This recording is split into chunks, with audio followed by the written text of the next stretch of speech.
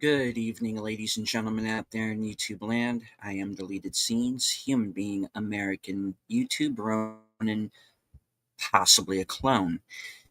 Well, tonight we may very well find out. I'd like to welcome you to tonight's episode of Live from Sparkwood in 21. This series chronicles the 1990s cult classic television series Twin Peaks, its sequel season, The Return, which aired on Showtime in 2017, and the films of David Lynch in general. We have covered Eraserhead, Elephant Man, Dune, Wild at Heart, Twin Peaks Fire Walk with Me, and tonight, Lost Highway. Joining me on this odyssey is a man that I know is something of a fan of this film, my fellow mystery man, Aged Boomer. Hello. Welcome to the stream, everybody. Yes, Sorry. Indeed. All right. We also have Last Call with Troy Pacelli. Hello. And last but certainly not least, Netters Network. Good evening. All right. I would like to say hello to everyone currently joining us on X. I can't see you, but I know that you're there. I want to say hello to those of you who are joining us here on the live chat. FKHC 2005, sometimes known as Tim. The tired midnight blogger, the voice of Northern Oklahoma, Curtis Selby. Channel member JPRPH1.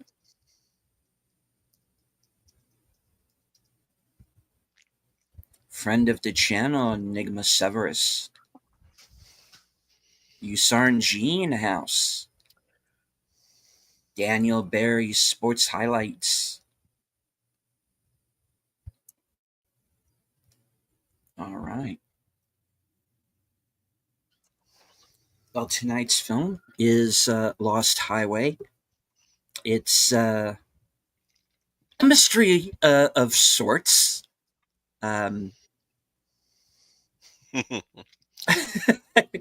Yeah, for sure. People still are trying to figure out what it's about. I was just going to say, I feel like every one of David Lynch's films is a mystery in some regard, unless it's somebody else's story. And, I would say when David Lynch is at full control, it's a mystery because you got to figure out what the heck's going on. Do you want to hear Leonard Maltin? I'm already lost. I'm very lost on this highway. Yes, very exactly. Fun. Do you want to hear Leonard Maltin's review? It's 2.5 stars. Bizarre Lynchian story that makes Twin Peaks seem as easy to follow as a Sesame Street episode. Basic plot involves Pullman as a jazz musician who, believing his wife is having an affair, suddenly finds himself the main suspect in her murder. Or is he? Or is she? Lynch fans will have fun trying to figure it out. Others will find it incomprehensible. Blake is particularly enigmatic as a mystery man with a bad makeup job. That's his review and like his movie guide. Wow. Okay, see, I think that last bit about bad makeup job is very reductionary because, I mean, if you're this unclear about what it's about, then maybe the makeup job is on point and you just don't understand what they're going for. This is how I feel at the time of this release. This is how people felt about Lynch. Like not the Lynch fans, not the real film buffs, but like the mainstream critics and all this. This is how I feel they felt about Lynch. It's that weird guy. Yeah, Twin Peaks was interesting, but that time has come and gone. We love the Elephant Man. I really feel at this point. Well, maybe Stephen, you have other views, but I think he was sort of on the down and out at this point in his career, in a way. I don't know, but that's just me. What do you think? Well, with the critics, certainly. Yeah. They were never really. I guess they were expecting him to make the Elephant Man for the rest of his career. Right. And he didn't do that. He went in his own direction. Now, I think this movie owes a lot to Mulholland Drive and the fact that in that film, you have the two lead characters. You have the two lead actresses playing essentially two different characters throughout. Right. Here, you also have actors who may very well be playing the same character. Again, as that review said, or are they? And that's very much, to me, what the mystery is. And when we get into the film, and in particular into the deep dive, I'll go a little more into kind of my theories on the film, or if not my theory, at least what the movie meant to me when I first saw it, and as opposed to this viewing. You have Robert Blake's character, who seems to have this ability to be in multiple places at once. Yeah. Seems to know all of the players. Yep. How does he know? How does he have this information?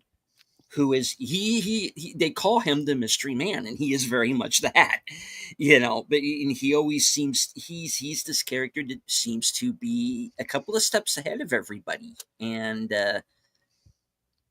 one of the fun parts of the movie is trying to figure out exactly what that is. I've never seen this movie, but just looking at your avatars, he looks like a vampire to me. Yeah, he could play a vampire. Actually, he could be Count Dracula for all I mean, he's a sinister character, I would argue, in this movie. What else do I want to bring up though? I did you have trouble actually seeing this movie when it came out? That's another question I have for you. It was a very. It was one of those hard to find movies. It wasn't like, oh, we're putting this out on like 3,000 screens. Yeah. Now, neither did Mulholland Drive, really, for that matter. Wild at Heart seemed to have like a wide, release, but I think the popularity of Twin Peaks at the time, I think, helped Wild at Heart a little bit. Yeah. Strangely, not so much Fire Walk with Me, because that was another one that was kind of hard to find a theater that was showing that. Because the understanding at the time that you essentially had two kinds of movie theaters in the 90s. You had the movie theaters that would play the first run blockbuster Hollywood films. Yeah. And then you would also have the art houses. And David Lynch was very much part of that art house crowd. So that's where a lot of his films ended up, kind of alongside, David Cronenberg and, who was the director who did House of Mirth? Anyway, so you very much had these two camps. You had kind of the big budget, Spielberg and Lucas over here, and then you kind of had Lynch and Cronenberg over here, and Terrence Davies. Terrence Davies, yeah, okay, and it was one of those, yeah. So you could make the argument that the David Lynch's films were almost doubly difficult to access because either it didn't have a wide distribution, so you physically didn't have easy access to it, or even if you did see it, it was kind of at a level where you're going, I don't get it. You really had to work at it. I will say that I did not see this film initially on its theatrical release. I did not see it until I was kind of doing my own like follow-up study on David Lynch and going and saying, oh, here's a movie of his I haven't seen. And then I would have to go and find it on VHS, DVD, whatever, and check it out. See, Netter says she hasn't seen it, and that may be true. Oh, I know I haven't. I think I've only watched it once, maybe twice since we've been married. And right now I can't recall if I actually watched it with her or not. Let's face it. You didn't watch it with me. I can tell you that right now. I was just going to say, you know, there's certain things that I'm like, I can't watch this until Netter's here. We got to watch this together. And then there's some that I'm like, she's not going to care. I might as well just go ahead and watch this. And this was very likely one of those, you know. I think I saw this in a theater. My memory is actually fuzzy on this because I know that I wanted to see it in a theater because at this point, I think I had just seen all of Twin Peaks. I knew we probably weren't going to get any more Twin Peaks, but what's the next big Lynch thing? And I heard of this movie, Lost Highway. I want to say this was late 90s. And I remember 98, I'm almost thinking, but I could be wrong on that year, or 97. And I remember buying the soundtrack to this movie in a Best Buy, I believe, before I even had a chance to see the movie. And I listened to the soundtrack before I saw the movie, which is weird when that happens. So I'm hearing little bits of dialogue, and I'm hearing, the Angela Badalamenti score pieces along with Marilyn Manson and Rammstein and David Bowie's track at the beginning, and so I guess my imagination started playing about what this movie was about. Then I finally saw it. Yeah. And then we had the horror show of its home video release, which was a disaster. I was reading up on this. I don't think this got a DVD release till I think either, what did I read? Was it 2008 or 2011? And then when it got released, it had no special features on it. Right. And it's like, I've waited how long for this movie to get a DVD? You're not even going to give us any features. And then there was the Blu-ray release from Kino, and David Lynch was furious about the Kino release. He publicly opposed it. He was angry about the Kino Blu-ray release. And then I'm like, and then Kino, I think, shot back at him saying, look, we did our best, to do, and it was this big ugly thing. And I'm like, I'm just going to wait to buy this. And then finally Criterion, they finally did a 4K Blu-ray and a regular Blu-ray, and it was Lynch's approved version. And even then I had to I waited for a Criterion sale. And then the Criterion sale happens for $19.99. And guess what movie would always sell out first during these sales? It was Lost Highway. I finally picked it up, I think last year. And it had been a long time since I'd seen this. Now, I'd seen it on VHS, like over a friend's house or even in a film class. I'll tell you that story later in the stream, the reaction the film class had to this movie. That was interesting. But no, I didn't actually own a home copy till recently. Yeah. It's the most bizarre thing. And it's just, I just felt this movie was like almost like the black sheep of the Lynch library, but that's just my opinion. But anyway, yeah. No, yeah, it was very mistreated. The only reason I speculated that I might have had Netter watch this is because I know she likes Patricia Arquette, or at least she did at the time that we saw this movie. I like her in this movie too, but well, I've never been a huge fan of hers. It's okay. I've never been a huge fan of Patricia Arquette. I liked her in Desperately Seeking Susan. That was it. No, that was Rosanna Arquette. Oh. Patricia Arquette was the psychic chick. Yeah. True. Okay. Yeah. I liked her in that show. Medium. That was it. It's weird. She's and I want to say hello to Andrea Black. Thanks for stopping in. Oh, yeah. Hi. Mm-hmm. Yeah. Good to see you. She was completely different on Medium than she was in this movie. Oh, no. Yeah, absolutely. Yeah, absolutely. No doubt about that. I also want to remind everyone, in case someone's new, the pin to the top of each of our chats is the Cosme link to the film. So just click on that and you can watch the film with us. The film will be ready to watch shortly. I'm not quite there yet. That's all right. But we always do a preamble anyway. So absolutely. The other thing I wanted to say is that because, well, thank you very much, FKHD 2005. The other thing that I wanted to say about this is, like I said, unlike, well, Twin Peaks I've watched to the point where I've almost memorized it. Obviously, I've done a lot of not only rewatches, but note-taking and ruminating on Mulholland Drive.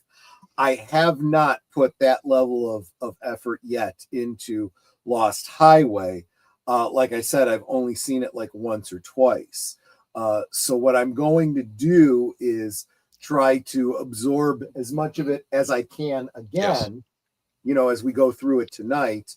I'll probably watch it again this week and or this weekend to put some notes together for next week. And I'll just try to make a few like surface level observations as we go. I'm going to start with my gut instinct. Just let's just take a look at the icon that Deleted Scenes is using, Robert Blake here. How is he looking at the world right now? He's looking at it through a camera. Yep. Right. And for somebody who is so enigmatic, who seems to know everything, seems to be everywhere, it's almost like a director within a movie. Like the world that you're seeing is in and of itself a movie, and he's the director.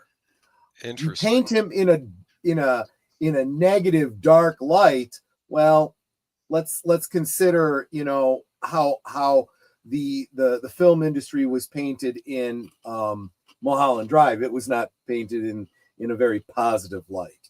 I'm not suggesting, although it is one possible interpretation, that Robert Blake's character represents some sort of a David Lynch insert type character. I'm not saying that, especially because I don't think David Lynch really saw himself as truly a part of the Hollywood thing. I think he had negative thoughts about Hollywood, and he didn't really see himself as a part of it. So if he's lampooning the film industry, if he's lampooning directors, I don't think he's pointing fingers at himself when he does that. Yeah, I mean, I also want to say hi to Bone, who stopped in on Deleted's channel. Yes, welcome. Yes, thank you, Bone. Yeah, but and the other thing I wanted to point out, and this is more, surface level, this is more, behind the screen, record keeping or whatever. If you're here, we're going to be watching the movie very shortly on Cosme. The link is pinned to the top. If you are here, Memorex, if you are here after we've gone live and it's no longer live, in theory, you would need your own copy. However, there is a copy of Lost Highway on Internet Archives viewable right now. That you can, as of the time of this viewing. That doesn't mean it'll be there tomorrow or next week, but yes, own physical media is basically what Deleted Scenes is getting at right there.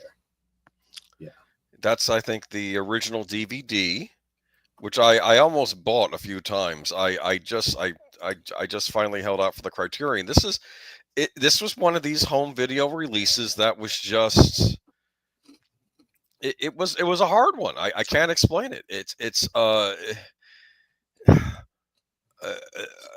I often got the impression, I assume Lynch liked this movie because he made it, but it's like it wasn't getting the love I thought that it deserved. Or did it deserve it? That's, I guess we're going to talk about that tonight. So, okay, and it looks like, Bone, you found your way into Cosme. Good.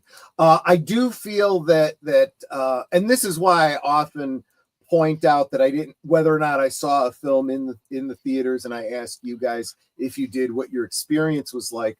David Lynch was very, very specific with his movies. I think all of them, regarding aspect ratios and sound levels. He would give notes to the theaters specifically what the sound would be and exactly how to display in terms of aspect ratio. I try to think through why these things would be important. And for example, when we talked about Fire Walk with Me, I definitely understand why the sound was important, because there are some parts that are very, very quiet, and they're meant to be very quiet. And you're meant to strain to hear them. I'm thinking particularly the monkey at the end, whispering Judy, among other things.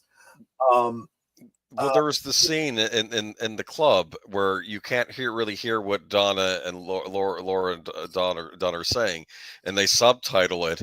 But on the MGM DVD, they fixed the sound so you could hear what they were saying. And Lynch was like, "No, no, that's not. Yeah, that was not. It was intentional the way the sound. Yeah, exactly right.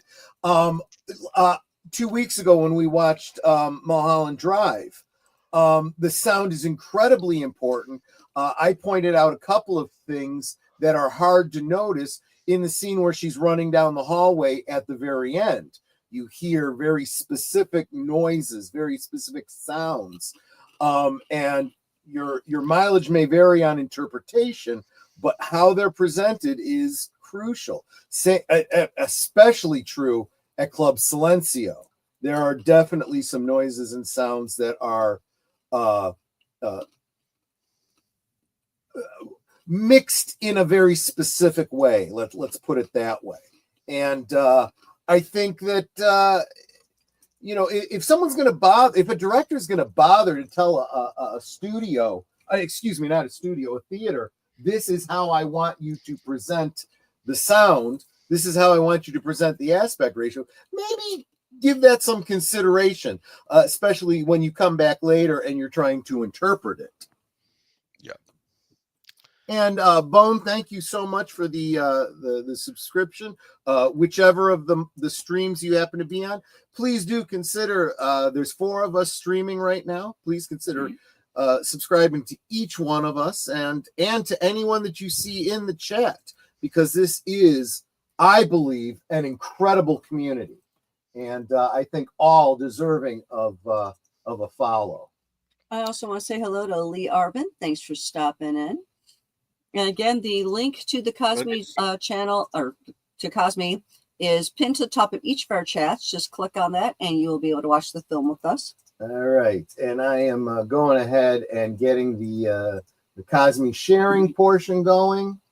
I'll be ready to go in just a minute. Anyway. Share. But, there we go. Did you have the VHS of this, Stephen? Oh, maybe you're not here yet. Okay. No, I didn't. No.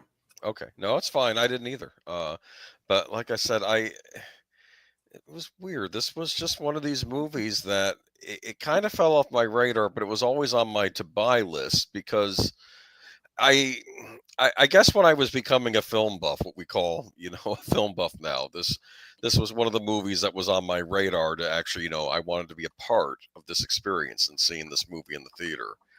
And, there were a lot of great movies in the late 90s. I felt this was when the indie scene was really taking off. You had I saw Sling Blade in the movies. That was a wonderful experience. But. All right, guys, I'm ready when you are. I also want to say hello to Lady Mist over on my channel. Oh, hi, Lady Mist. Thank you so much for all the ways you encourage us. I'm ready whenever. I guess, Stephen, are you ready? Or maybe he's having some issues. Hold on. Yeah, he's having some. I am having a power issue with my computer here. I might have to switch to my phone before this is over. But I don't want to. Can I ask that y'all go over to Troy's channel and show some love, because he's only got 1 thumbs up at a time. I'll go over there. Do you want us to go without you, Stephen, and you just catch up when you get a chance? Yeah. Go ahead. You can always play the DVD in the background too. Yeah. All right. So let's go ahead and get started. In 5, 4, 3, 2, 1, go. Yep. And it looks like I'm getting a spinning circle of death, but that's actually the Criterion Collection I guess logo or whatever. I don't know what you're talking about. I see nothing there. Anyway, actually, if you want to, it is. I think you can, if you have a subscription to the Criterion channel, you can see it that way. And I have the Blu-ray. It's a very nice Blu-ray. I did drop on the I did drop in the chat the link to the Internet Archive edition as well, in case people are having trouble. No, though. Like I said, good on Criterion for releasing a proper Blu-ray of this. Look at this. Oh, I do like this opening. now this is the David Bowie song, right? I don't know for certain, but it should be. I think it is, yes. Hold on, I have an article on the soundtrack.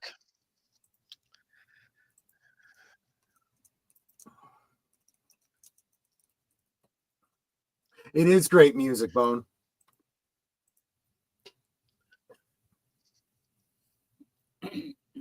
See, and that's why the aspect ratio is important. That's why when the title goes off the left and the right, that's not good. It'll be fine for our purposes tonight. Like I said, it's available on Internet Archives also. Richard Pryor, I think this was his last role. Is that correct? Maybe, I'm not sure. And yeah, that's definitely David Bowie. There we go. That's better. That is Giovanni Ribisi. I was wondering, is that Giovanni Ribisi? When I see him in this one scene, I'm like, is that him? Gary Busey. Yeah. That's how you know it's going to be knuckin' futz. You know it because it's a David Lynch film, but when you throw in Gary Busey, it's like, okay, we're in for a serious ride here. Your opinion's not going to change when you see him in this movie. It does kind of sound like Depeche Mode, Nate, and welcome, by the way. That's sort of the feeling I got from this too. Yeah. I used to play this on drives at night, you know. And did you do a lot of driving on the Lost Highway? I don't know. Florida can feel like Lost Highways because it's yeah, you're not wrong there. Watch out for the gators. This might have been one of the first CDs I ever bought.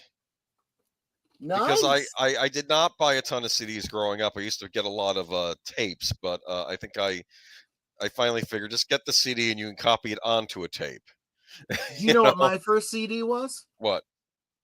I've mentioned it on a stream before. Was it Prince? It was Prince, Diamonds and Pearls. Okay. Netter got it for me. Oh, that's nice. All right. Yes, you're right. Richard Pryor is in this film. You're absolutely right. This is one heck of a cast. Yeah, and we did lose Deleted. He'll be back. All right. I was going to suggest that he reboot his system. That might help. It's okay. Like I said, we're going to do a deep dive next week anyway, though. But right. Well, it's like my earbuds. My right one's working, my left one isn't. And the left one's the one I usually use, so it's kind of throwing me off a little bit. Look, there's Bill Pullman. He's a good actor. Yeah. Doesn't he throw himself off the edge of a balcony at the beginning of The Grudge, as I recall? The Grudge. I don't remember The Grudge very well. It's a remake of a Japanese horror movie, though I gave him points for getting the original director. But anyway, you ever have one of those mornings? Yeah. Cigarette in hand? Well, I don't know about cigarette in hand, but... He looked like he had a night. Now, Troy's never had a cigarette in hand morning because I would not be with him if he smoked. True. I do think that the subtitles are slightly off. They're gonna be. It's fine. Preceding the actual spoken word by about a second. This is a long film, so it would have taken too long to re-encode. It's fine. Try and get the perfect synchronization. Dick Laurent is dead. Who's the weirdo? No one's there. What do you think of this? I guess it's a house or a townhouse. Yeah, and I've seen architecture like this in California. This is the kind of building you have when you're building on the side of a mountain. You okay, Deleted? I hope so. Can everybody hear me okay? I can hear you fine. Are you on your phone? I am now, yes. That's fine. You sound okay. Fair enough. Fair enough. Are you able Okay. to view the film? We can give you a timestamp if you want to throw your DVD on. With my copy, I am at 5 minutes 37 seconds. Let's see. Patricia Arquette's just walked into the room with her red dress on. That's where we are. Okay, yeah. You're about where we are. You're close enough. Yeah. I don't know. I kept trying to ask myself, do I prefer Patricia Arquette as a blonde or a brunette? And blonde, definitely blonde. Well, the answer in mine was like yes. I like her both ways. She looks different, though. I'll say that in both parts.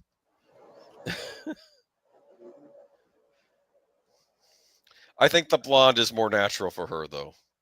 Yeah. Is she a blonde in real life? I am not sure. Both she and her sister you usually see as blonde, but that doesn't mean that's their natural color. Now, I had seen her in other movies. I know she was in True Romance before this, I believe. True. Yes. Which is a good movie. Oh, yeah, she wants to stay home and she wants to read.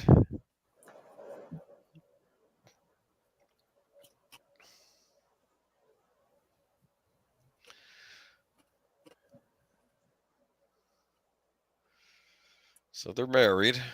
Mm-hmm. Is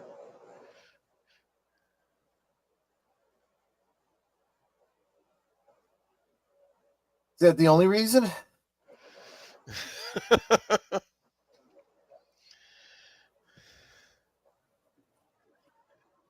Yeah, this was on the score.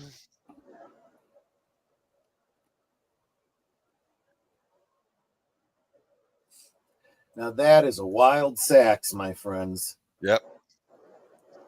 Wild sax. He's good at his job. I'll say that, yeah. And I guess I should reiterate the question from last night. Do you believe in premarital sex?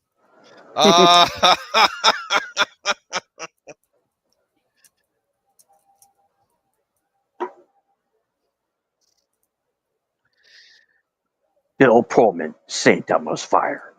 Funny. Yeah, right. Coming this winter. Part of me wonders if this is the darkest Lynch movie, but to be fair, I don't know if that's true because so many Lynch movies are kind of dark. But I mean, more dark than Eraserhead. I mean, more dark than Mulholland Drive. I mean, it literally ends with a self deletion for crying out loud. Well, Eraserhead also implies that he destroys the world too. So, yeah, no.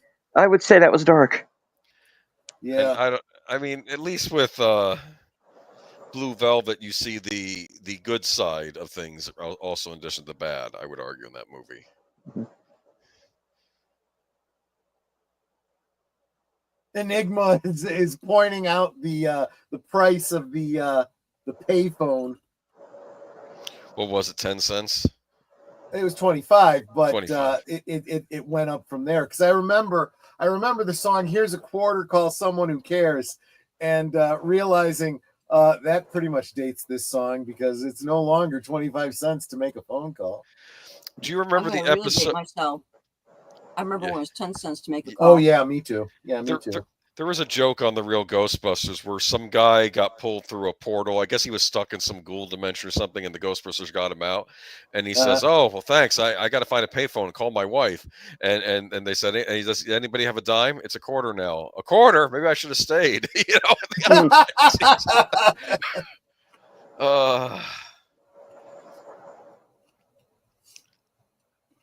What do we think of this apartment?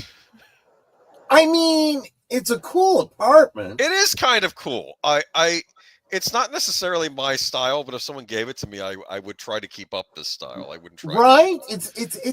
I don't know. It feels like a really, like jazzy type 70s style. Well, that makes sense because that's his career. I don't know how much jazz musicians make. I assume if you're any musician, if you're good, you'll make a decent living. But I don't know. If, at least in the 90s, you could. Plus, you could also have other wealth from other sources too. But yeah, here we go.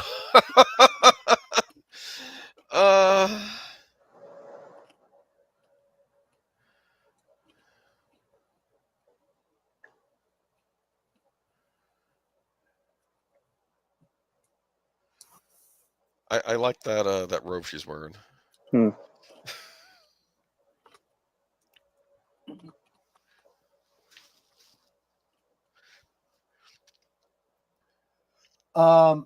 Travis Tritt, Enigma. Randy Travis is forever and ever amen.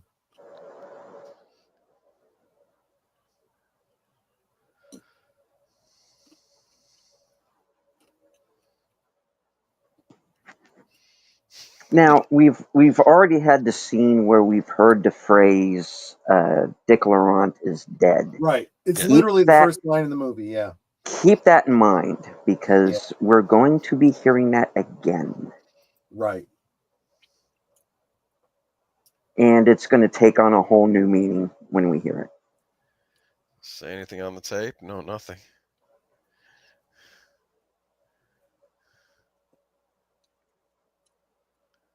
And see, I am also inclined to see a lot of parallels between this movie and Mulholland Drive. I think there's a lot of the same connective tissue between those two. Mm-hmm. Now, videotapes were very odd back in the day because you could get your favorite movie from Blockbuster. You might find some tape in someone's house and you're never sure what's on it, right? That's true. I mean, you always had the potential that, it was, a personal, video that someone recorded themselves, either trying to be a director or being a voyeur or making their own adult product. Yes. Like, I think this and that movie Ring, in Japan, at least, the Japanese version came out around the same time. So videotapes were kind of creepy in their own way. Think about it. I mean, like what's that movie with you watch the videotape and then you die like 10 days? The Ring. Yeah, that was Ring. The Ring. Yeah. Enigma's talking about the whole automatic rewind. I've talked about that. Actually, I don't remember what stream it was I was talking about that on. But constantly rewinding could be rough on the heads, the videotape, the tape itself, the physical structure of the tape, especially when it would get to the end.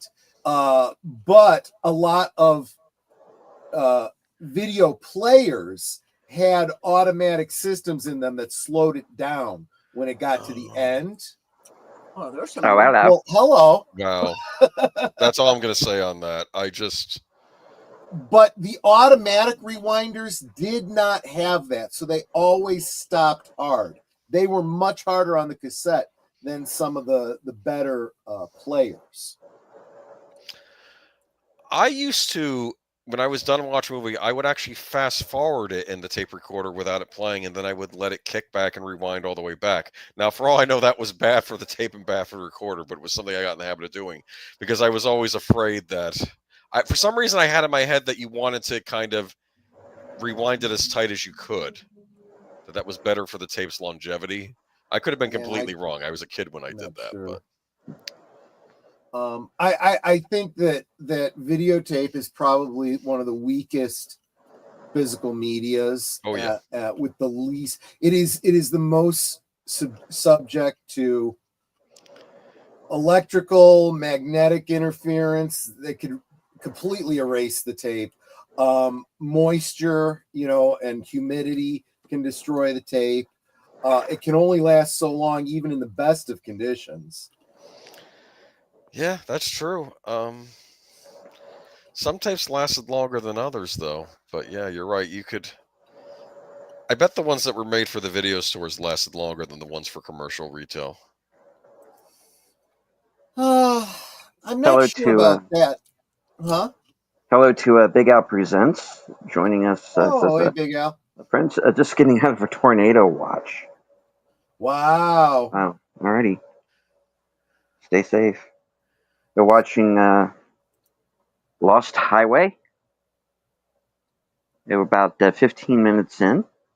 Yeah, would we're like to join watching Bill us? Pullman Stup Yeah. Trisha Arquette. Well, he's trying to. Yeah. She seems like she's just having a blast. I mean, it's fun for us.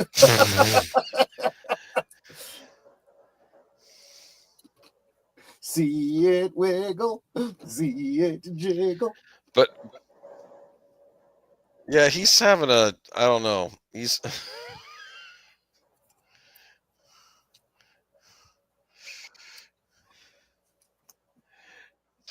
is one of these movies like when you're like, you know, that the adults, your friends and neighbors, when you're they would not want to watch this movie. Okay, Probably not. Don't yeah. even try. Look, black nail polish too. That's Yeah, I noticed that when she picked up the manila envelope.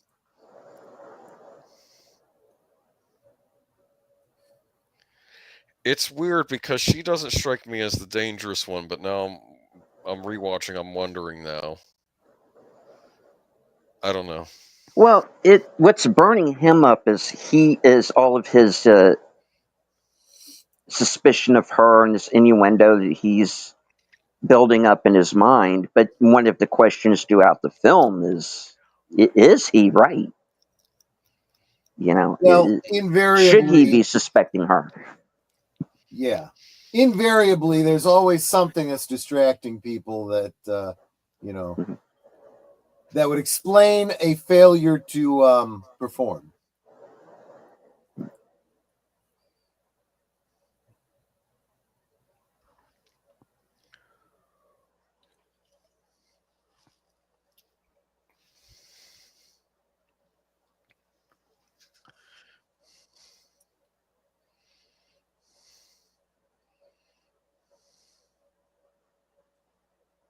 I hear Fred. Yes.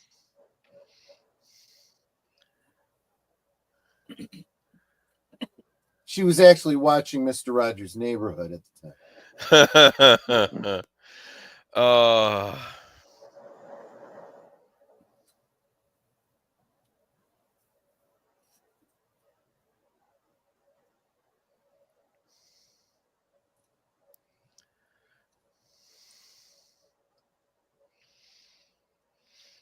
I thought you gave up smoking. It's interesting to watch how people are dressed in this too, because of course Lynch comes from that very old Hollywood kind of feel, right? But they're also living in contemporary America at the point, the 90s, so it has to be something that can sort of match both, I think. That's creepy. Yeah. Here we go. It's not so bad. It's the famous Lynch red curtain. That's an excellent point, Enigma. Yeah. Yikes! No, I just saw a different face on your body, but that's okay. I know it was Robert Blake, but at the same time, it kind of had that Pazuzu kind of energy to it. Basically, yeah. Yeah, which I wouldn't be surprised if that was what you were trying to go for. Yes. Yeah. Do you think she goes out for? Oh, she goes out for the morning paper. Okay. Mm-hmm. Yeah. Because you think, why she keep going out in the morning? She's going for the paper. Newspapers were something that people used to read to get the news back in the day. You know, you would open up your newspaper. Well, or you had it delivered to you and you didn't even want the damn thing, so you had to go outside and get it so it didn't sit out there getting soggy. I know that too. At one point, there was a paper that was supposed to be for our area, and I ordered the paper because it was supposed to be like kind of like a neighborhood thing. And when I instead of getting that, they started giving me the regular, like, Tribune sometimes, whichever one it was.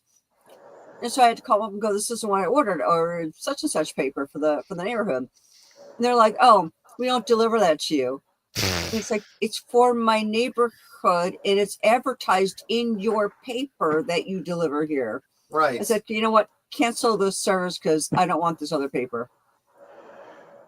They should have said, well, I don't seem to understand how that's our problem. like we were complaining. I used to work for a local newspaper many years ago. Oh, the horror stories I could tell. I used to play Paperboy. I told you I was a paperboy briefly at one point in my life, but no, this was when I was actually working at the paper. I was responsible for getting things up online, the newspaper online. I never told you that, did I? You didn't tell me that part about it. You did mention that you used to deliver a paper. That was a different thing. That was when I was much younger. This was something later on in life, before I went back to school. Look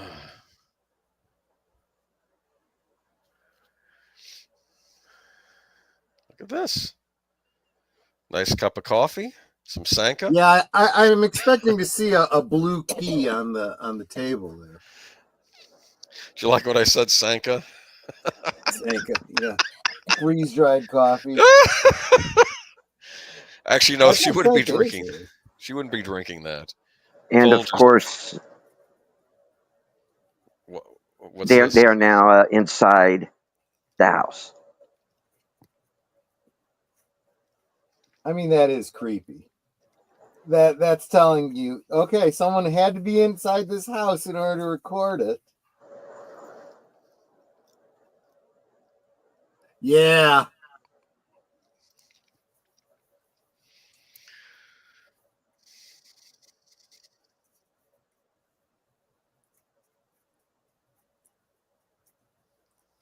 Yep.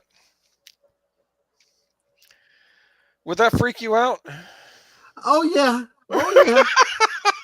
Someone recording you while you're sleeping, leaving a videotape outside your front door, and there's no ransom or anything, right? It's like, what does he want? It's like something a serial killer would do, right? It's literally communicating to you that I have access to your house. I could be there at any time. You are never going to be safe. You should feel unnerved.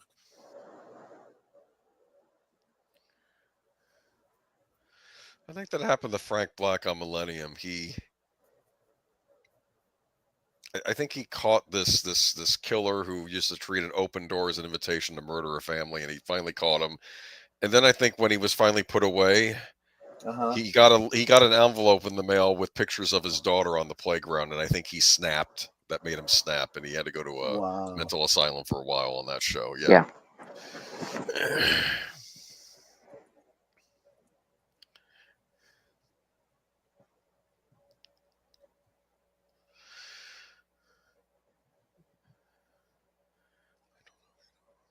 Oh, there's obviously somebody walking with a camera. It's not like there's a camera just right there watching them. Right. Yeah, it wasn't a drone shot.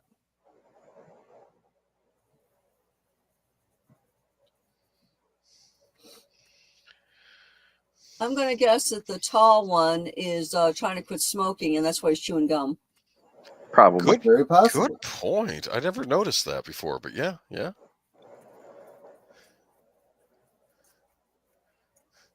Maybe these guys. Yeah. Go ahead. I was thinking maybe we went to that place in Cat's Eye, the quit smoking thing. Oh God, yeah. Better chew gum, or they'll come and make my wife dance on a electrical floor.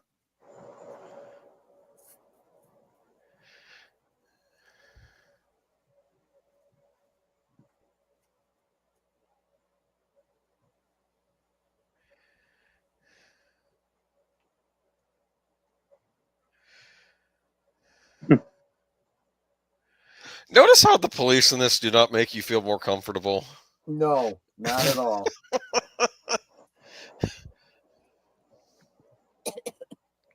Why'd you be hating cameras, mister? That's interesting. I like to remember things my own way. Yeah. Yeah. I'm not big on picture taking either, so that's interesting. Well, I think that that's meant to be a very telling line for the through story here.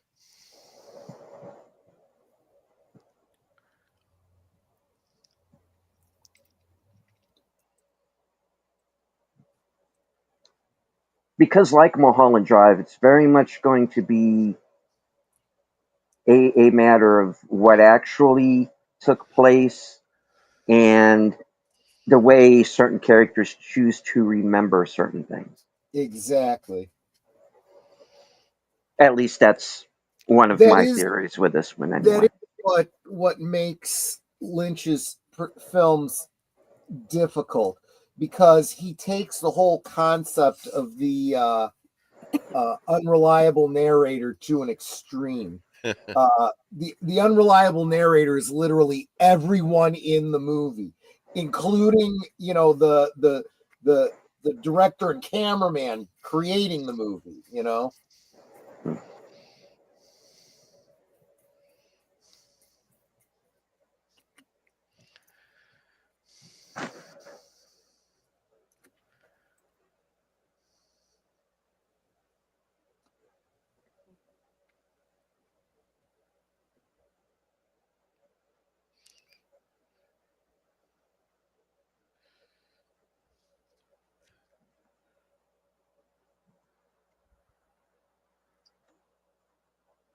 Why was he looking on the? Well, I guess he's a detective. He has to see the whole scene. How did this person get in, right? Yeah. So I guess that's not really that weird.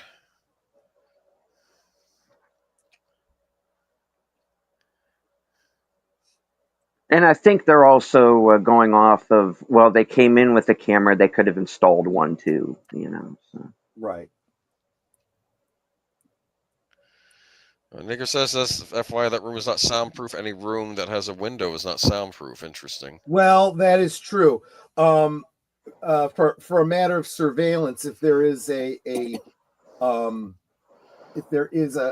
glass in the window, there are devices that can read the vibrations on the window and recreate sound. Interesting.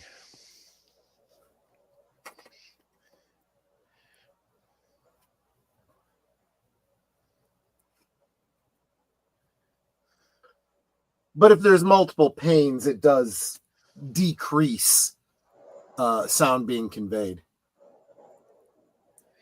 This is one of my favorite tracks on the album. Who wrote this? Hold on. Let me bring up my iTunes.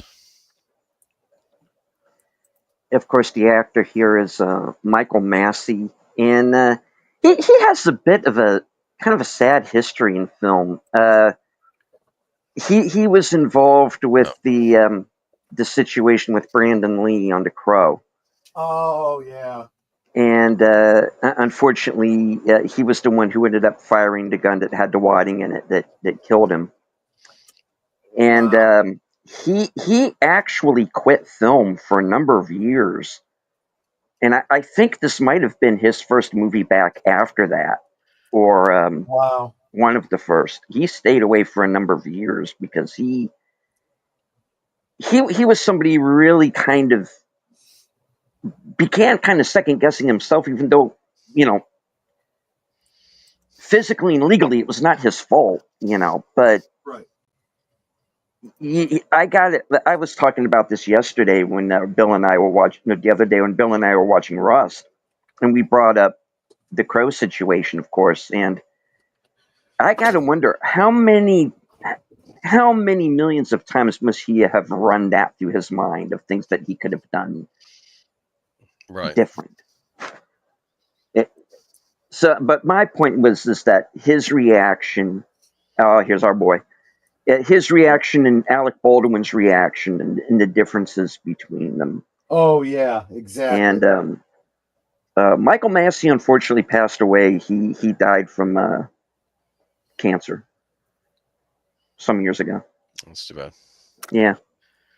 Decent guy. Played a lot of bad guys, but very decent man from what I've heard. Your House, don't you remember? No, I don't. I think I would remember meeting this guy. Yes.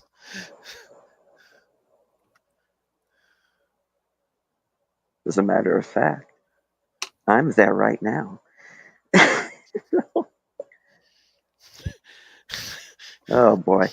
Because when I'm watching this, I'm wondering when's the weird stuff gonna happen? And I'm like, this is something. This is it. This is one of these Lynch This is weirdos. literally Yes. as weird as it gets. I mean, I am there right now. What do you mean? I mean, I'm there right now. Look at his eyes. Funny thing is, he looks like this girl that used to be in our Klingon group, Rosemary Barbary. Yeah. So that's what we call a cellular phone, right? Yes, sir. Probably an early model one. Yeah, probably a Motorola. Probably the kind they had in the X-Files. Yeah, it really is. Yeah.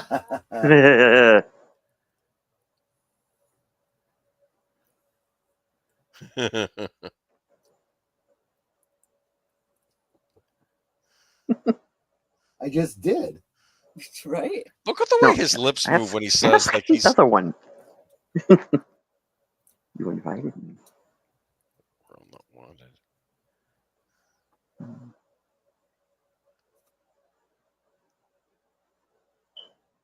Yeah. I remember an interview with Robert Blake when this movie came out, and he said that I don't. He said to David Lynch, I don't pretend to understand everything in the movie.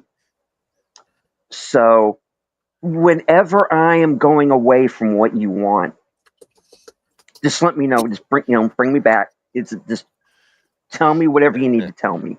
And not very many actors kind of do that these days. They just kind of seem to just go off in their own direction with this. They always seem kind of undirected, and I always thought that was a nice. This is somebody who understands what the movie process is. You are a blank canvas for the filmmaker. Just do as you are told. Yeah. Well, plus they also respected the director, though. Maybe the problem is a lot of modern directors don't garner that kind of respect. I'm being blunt here. I mean, I don't know how things are on the set of Rian Johnson's movies now. I mean, I don't know. Oh wait, look.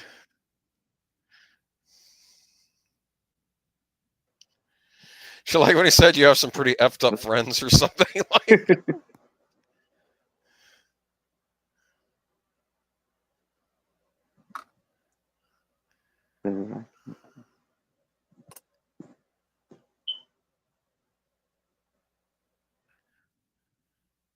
He can very well be dead. It's a skill we all share.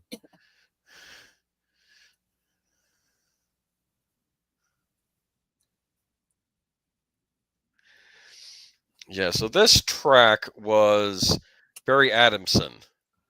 You can actually find it as an anthology Memento Mori, a longer version of it. But this track is known as Something Wicked This Way Comes. Nice. Which I think is fitting for the scene, actually. Yes. Because that guy's wicked, the guy in black. I'm sorry. There's something about the way he talks. Even when he's smiling, he's not really smiling, is he? Right.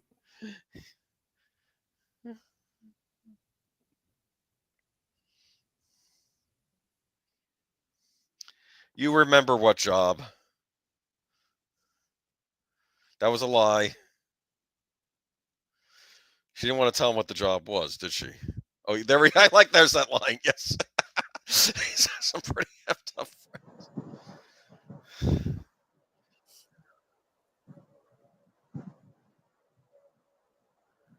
And someone is upstairs. Did he see that light? I think he did. I'm going to go in there myself and find out what the heck's going on. And he had the security on, didn't he? Yeah. Of course, he said it kept going off, remember? Yeah. So why does it go off? Yes. And you know what the combination to the alarm is, right? No. 1, 2, 3, 4, 5. Of course. Of course. The last number anyone would suspect. Kind This of is combination an idiot would have on their luggage. Exactly. this Hey, is that's the same combination I have on my luggage. I knew it. those Sorry, phones but are interesting. It's a black version. I that was a typical office phone before we went to the wireless stuff. Or yeah, that was. Uh,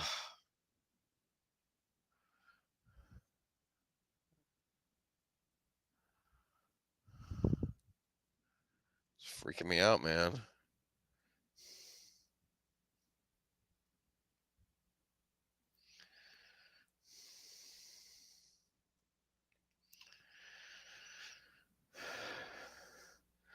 I'll say this: we do pick up things when we watch movies over and over again. When she says, "Offer me a job," it was a job I don't remember, and I'm thinking that's a lie. Yep. Then again, she sounds tipsy now, like she'd been Yeah. drinking too much, right?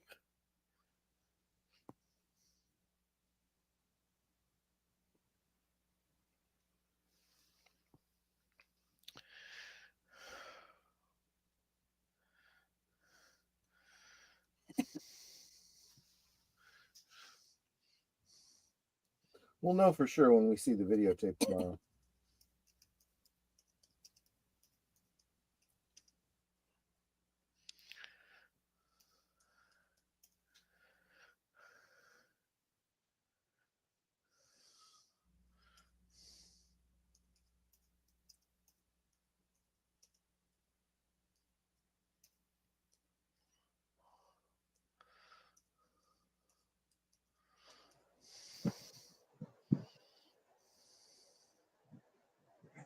Not to bash the rest of the film or any of the actors that we're going to see in the second half here, but you could almost make a pretty interesting slow burn horror movie just with the characters you have in the location of who you've seen so far. Yeah. Yeah. Yeah. Well, I mean, that's another thing. Is this a horror movie? Is it a noir? What is it? I mean, it's because that definitely right now it's feeling like a horror movie, right? Yeah. Uh, Certainly the first half of the film, I consider it a horror film Yeah, in the first half, and then the second half just it's a kind of goes noir. off into wacky land and Well, more into noir. yeah, Yeah. I would argue that the horror that you gain from any Lynch film or production is more an existential horror. You know, the implications of what he's getting at is really where the horror comes from, I believe.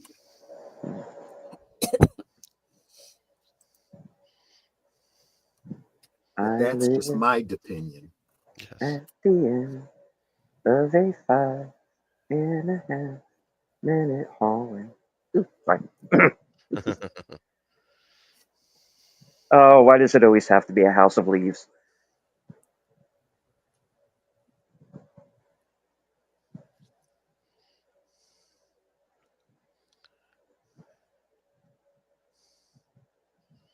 Another thing that throws you off is in this movie is the fact that most of Lynch's stock players are not in this film. True. Like and that's almost like a security blanket in a way. After a while, that Yeah. having Kyle MacLachlan show up, or even though Jack Nance is in this movie, he's not in a lot of. I think he's in like one scene in It's his house, brief. It's like because I think he has to and be in everything, right? So yeah. yeah. Right. But the point is you don't have a lot of the stock players, and you have kind of like these. You have Patricia Arquette, and you have Bill Pullman, Robert Blake. These people who have not been in a David Lynch movie before, so it's kind of like it kind of throws you for a bit of a loop because, like I said, there's normal people that you can count on being there who do play these certain archetypes. They're not there, so it's like you're in this whole other world now, a much darker one if that's possible,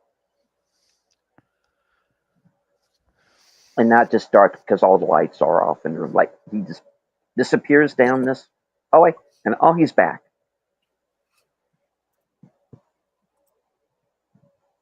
Here's his dream. Where are you going?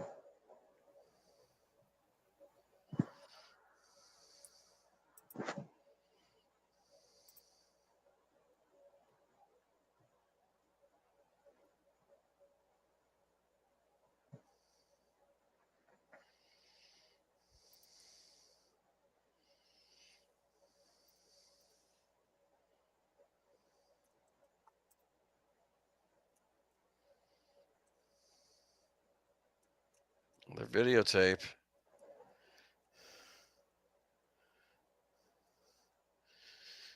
Be funny if he stuck it in. It was old episodes of Mystery Science Theater 2000. I'm kidding. That was what was on a lot of my VHS back in the day. Mitchell. You I guys love watch Mitchell. Joe Baker movies? Yes, we do. Oh, I loved Mitchell. Oh, it was so bad. But High It's School so- Big Go ahead. It's so bad, but it's so good.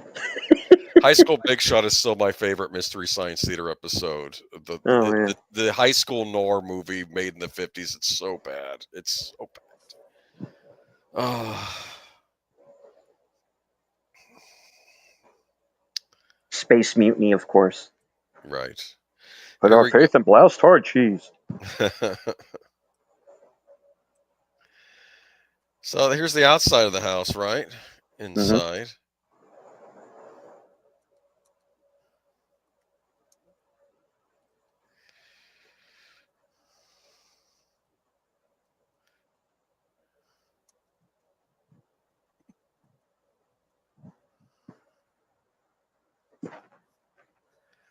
There was a certain magic to videotape, though. I'll say that. You know. Yeah. Yes. Well, just went poopy, didn't it?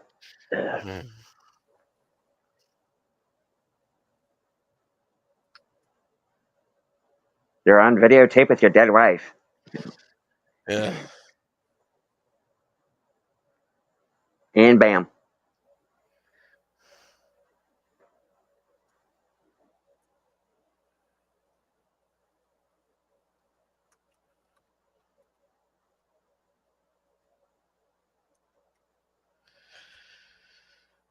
They're not going to tell you didn't kill her. They want a ground ball arrest, you know? Ground ball clearance. Yeah. They're phrasing. Oh. All right. So,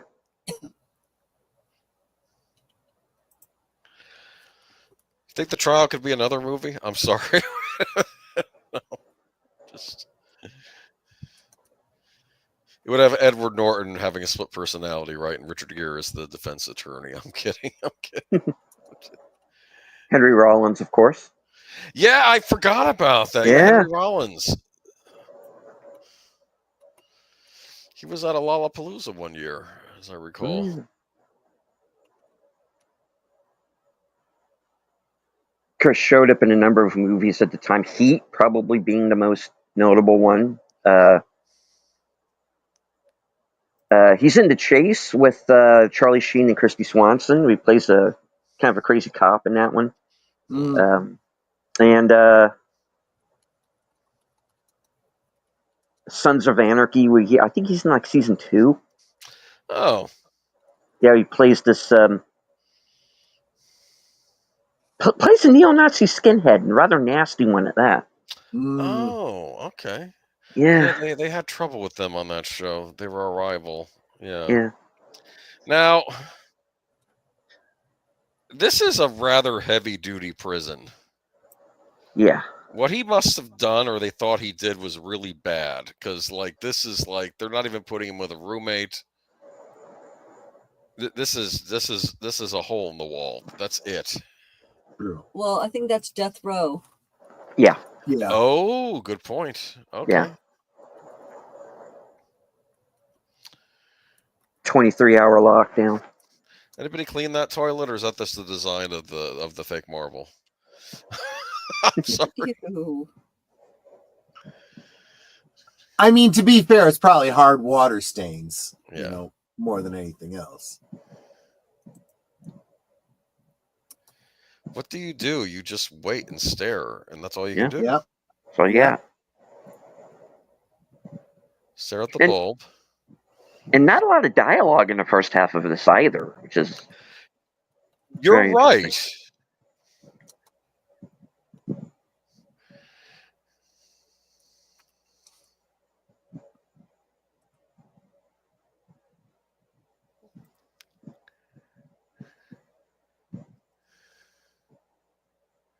Where's that water coming from? I assume this is the outside. You get to go outside for a little bit.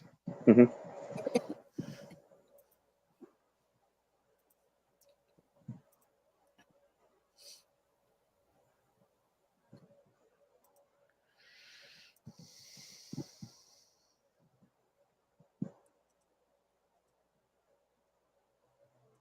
Yeah, Jack Healer. He was the guy giving Michael Rappaport the pills in the movie Special, I believe. Yeah. Oh. He was the I always think of Last Boy Scout when I see him. Oh, I see. They're getting beat up by the guy who invented Scrabble.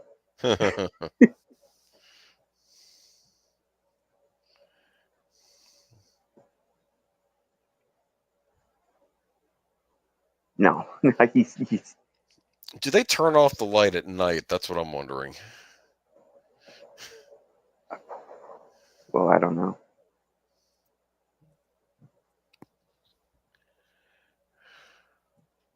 And unless I am missing my guess, isn't that guy who's playing the other guard? Wasn't he the one in the X-Files movie that leaves the bomb in the building?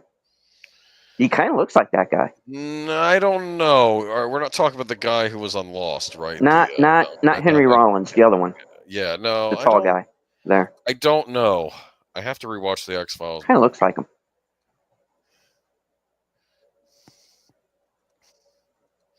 He's giving him some pills. Why is he looking? He wants to make sure he swallowed them. Yeah. What do you give him? Some aspirin? I think something to. Yeah, it's probably sedative. Because he asked him, "Have you been sleeping?" And he or sleeping well, and he said, "I don't sleep." Sedative.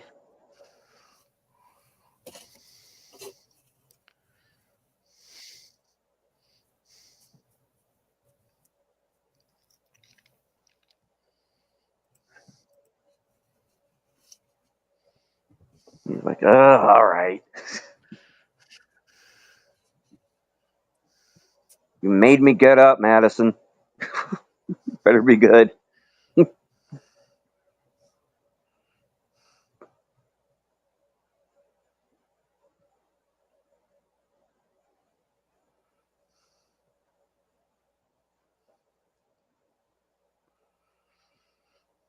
he gonna do?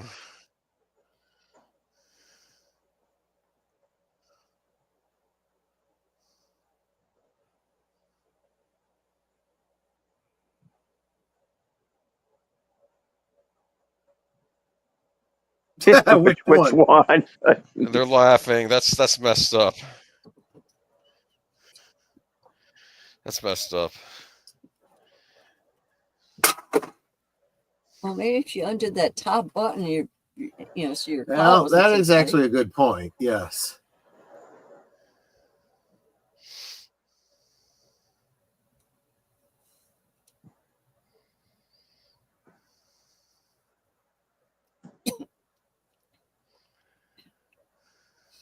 Yeah, I agree with your assessment, Enigma. Have you seen this movie before, or is this your first watch through?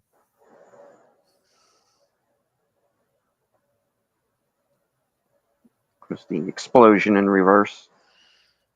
Oh no.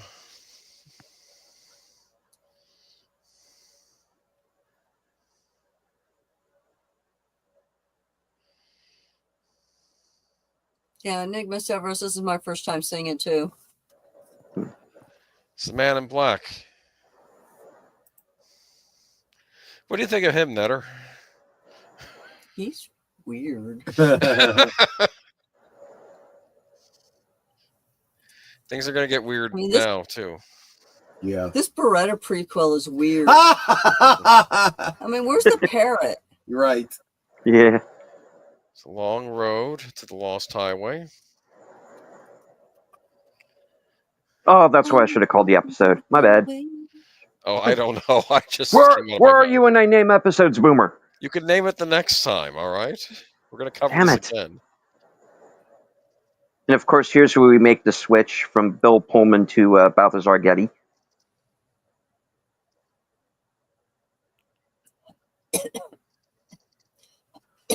That scene right outside of the house just then looked like that scene from Queen of Hearts. Interesting. Yeah, yeah.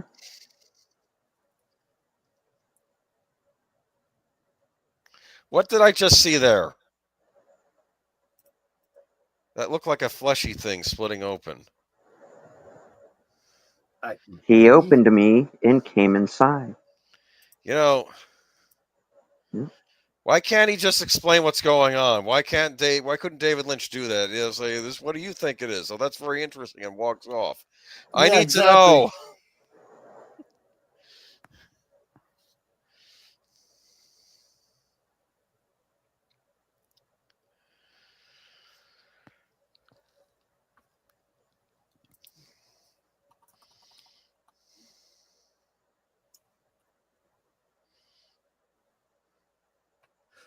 Well, Enigma Severus, he says, this is my first time seeing this movie, never seen it, but I'm pretty sure I know the circumstances. I'm pretty sure I have assessed a little bit. Good. To paraphrase Richard Feynman, if you think you understand David Lynch, you don't understand David Lynch. Yes.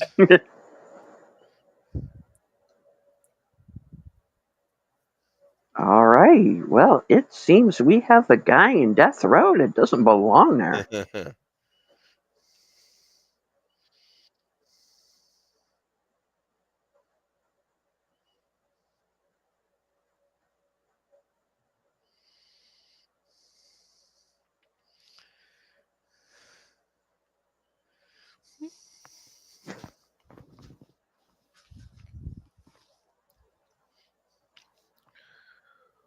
No kidding. Yeah, no shit. Yeah.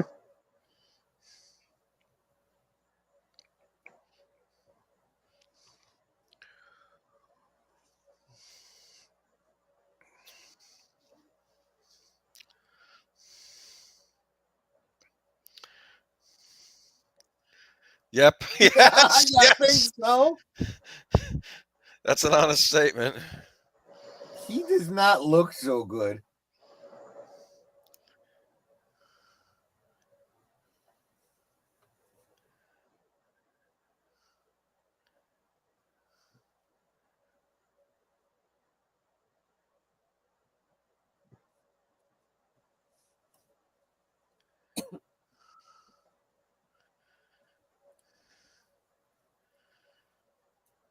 Now, does this movie take place in California? That's been my impression so far, right? I think so, yeah. I think so, yeah. I don't know where, Los Angeles area or maybe elsewhere. I don't know.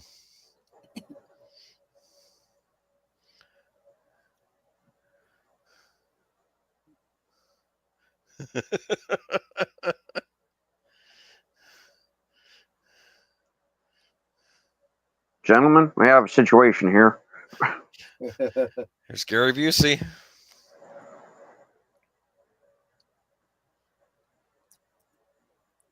And believe it or not the crazy one. Well, not the craziest one, anyway. I remember Dr. Drew was doing a celebrity rehab show, and Gary Busey was there, and he was acting like he was one of the people supervising everybody. And then doctors, no, you're here because you also have problems, Gary. That he was like getting very angry at Gary because. Okay, I'm glad he closed the door to the car because it makes me crazy when they like take somebody out of a car or out of the house whatever, and leave the door open. So close the freaking door. Well, that's what movies do, Netter. I just yeah. They're getting their son back. Who did he just vanish in front of them? Was that the impression I was getting from a prior scene? They really want you to know that car is a Ford. Perhaps, yeah.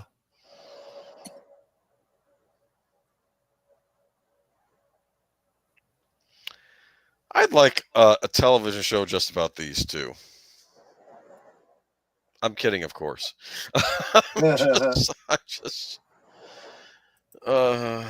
Eric Roberts, Bill Kirchenbauer, Lethal Weapon. Coming soon to ABC. No. Is that Eric Roberts? No. He has an Eric Roberts look to him, though, the other guy. Yes, but it's not Eric Roberts, yeah.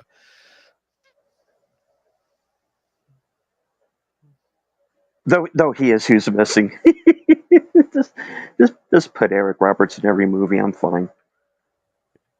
He was great in DOA, Dead or Alive. Did you ever see that? Oh yeah. I have. I actually have a copy. I have a copy of that too. I'm angry though because Okay. I know there's an R-rated version out there somewhere, and we never Oh, got it yeah. here. Anyway, though, Moving on. hanging out in your sweats. Come on, nice afternoon. His parents seem rather laid back, right?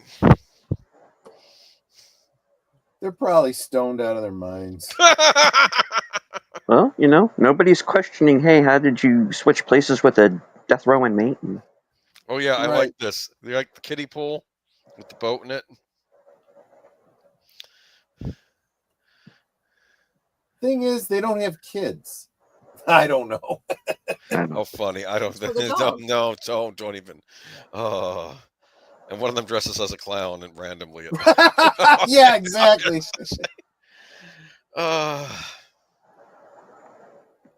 Why did they let him out of Nate is saying, why did they let him out of prison? If Bill Pullman was golfing and he was in his place, he would be a suspect in breaking him out of prison. Well, I think it's one of these things where they kind of a probably brought question. it before the judge and like, well, we've never had this happen before. I guess we can't hold the kid, but They can't hold him because he's not in custody. He hasn't. He did his it's a time. different For identity. yeah. Now they have Yeah. the detectives following him. They're keeping an eye on it because they think something's fishy. Well, Something's yeah, not right obviously. about this, so they're going to keep an eye on him, but they can't. Because technically Bill Pullman is an escaped convict at this point. But he And this didn't kid has no escape. memory of what happened. They probably had the Just not shrink there. talk to him. Yeah.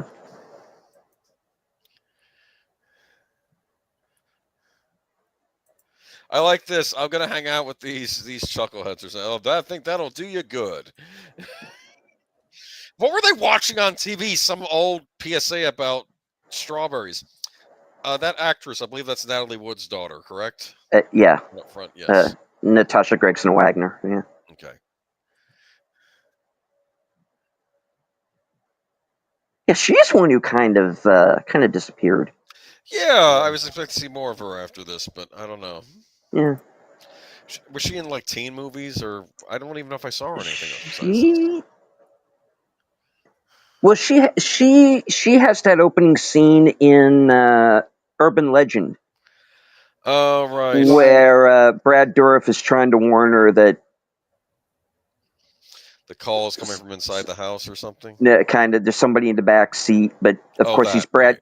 Right. But of course, Brad Dourif got a Brad Dourif, and he creeps her out, and she takes off with the killer in the backseat of her car. I need to watch Urban Legend. The most recent film, most recent credit she has is from 2017. She was in an episode of Date My Dad. Date My Dad? Dad? Yep. I've heard your dad's Robert Wagner. He doesn't need your help. Wait a minute. Oh, that's so weird. It was a show with Barry Watson and Raquel Welch. I don't remember that at all. Richard Pryor. I kept wondering about this because we hadn't seen him for a while. When I see him in this, and I'm saying, is he playing a guy in a wheelchair? Oh no, he's got multiple sclerosis. That's what's going on here. Yeah, yeah, exactly. I think this was his last part too in a movie. Yes, sir.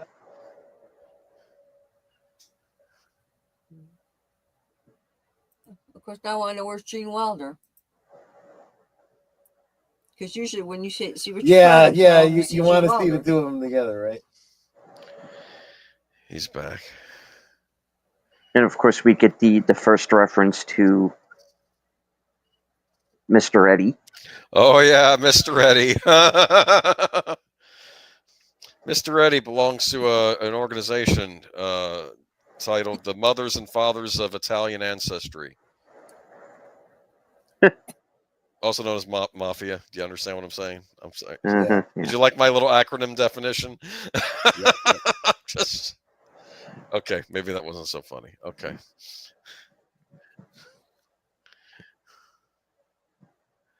I love Mr. Eddie's theme, which I believe was Angela Badalamenti. Yeah. Doesn't this sound The- like a gangster's theme song? Yes. The name of the establishment across the way is Oh My Nappy Hair Parlor. Oh, that's so bad. Oh, That's so bad. And I'll bet ironically, it's the they'll name of probably a ask real Lynch. business. They'll probably ask Lynch, wasn't you were being very incisive? That's what it was called. It's Yeah, it just happened to be the name of the place across the street from where we were filming.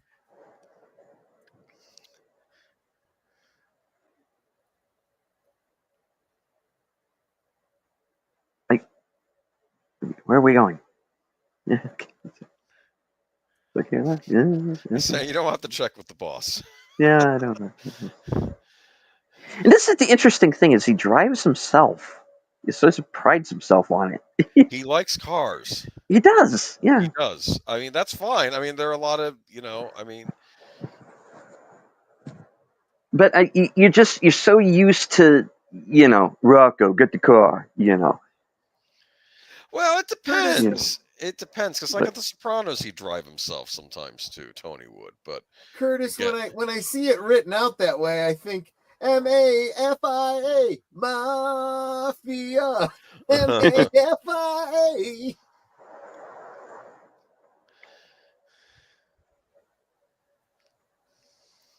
I'm gonna sleep with the fish, Mafia. Yeah, it's like I'm hearing kind of a ticking noise. he's a very good mechanic, actually. What do you say? Finest what in town? Ears in town. Yes, your ears are very impressive.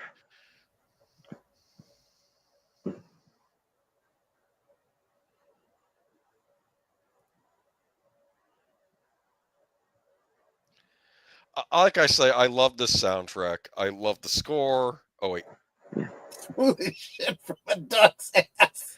that is the best. That is one of my favorite lines in any movie.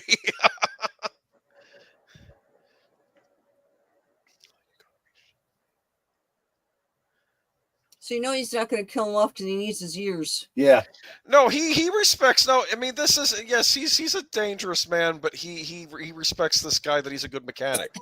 Yeah. It's like if a mobster goes to his favorite barber and the barber does a good job. Yeah. He's not gonna cause him trouble. No. No, I asked my dad once, because my dad's from New York, and he was in a neighborhood where, shall we say, there were family men. Uh-huh.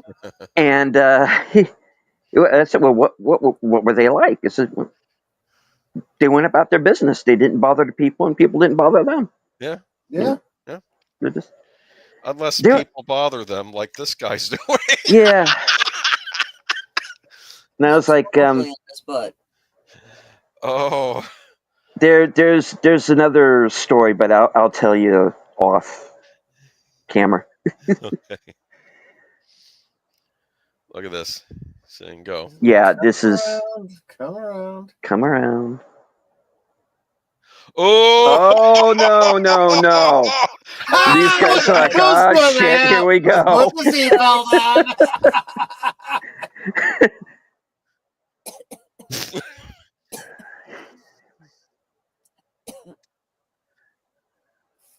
Bam. I mean, honestly, I don't blame the guy. I have felt like doing this many a time. I'm not necessarily condoning it, but I have felt like doing this many a time.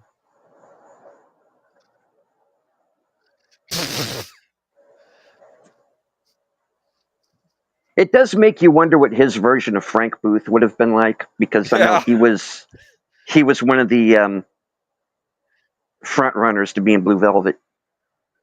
I love the guy screaming.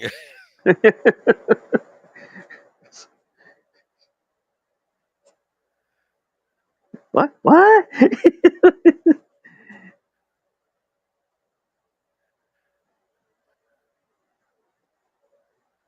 Most violent episode of Mathnet ever.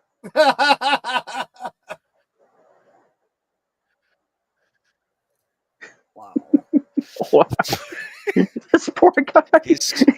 Yeah, I don't know though. I'm thinking I'm on Mr. Eddie's side here on a way. I know. I could see a cop coming along and going, I'm kind of on his side here. He's just gonna look. That would be funny if there was a I'll cop get pass him by anymore. and just gives Mr. Eddie a wave. Mr. Eddie nods. It just keeps driving along. Yes, Mr. Eddie. Thank you, Mr. Eddie. You can just buff that right out. That'll be just fine. He's probably got friends on the force. Yes. Thank you for not burning down the city, Mr. Eddie. Thank you, Mr. Eddie. Have a good day, Mr. Eddie. Let's look at. I keep wondering, was it I think the tailgating bugged him, but I think it was when the guy flipped him off. That was it. I'm done. Yeah. I was literally letting you go around. All you had to do was say thank you. You didn't even have to do that. Just go around. Now, what would have been really funny is if they'd driven past a car accident, right there on Mulholland Drive and gone, I wonder what happened there. Yeah. You could so tell that's a prosthetic on his forehead. Oh, yeah. Yeah. Yeah. This is to show that Mr. Eddie, if you cross him, he's very dangerous. Right? Just remember, kid, you didn't see nothing. Also, the very odd bit of giving a Getty a couple of bucks. Yeah. He is from that family. Yeah. Rich kid.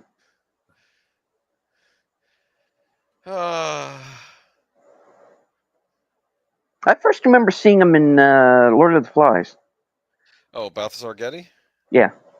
Yeah, you're right. Which was not a very good movie, but I think it kind of missed the point of the book. But he's actually pretty decent in it. Recognize this guy? Laurent, yeah.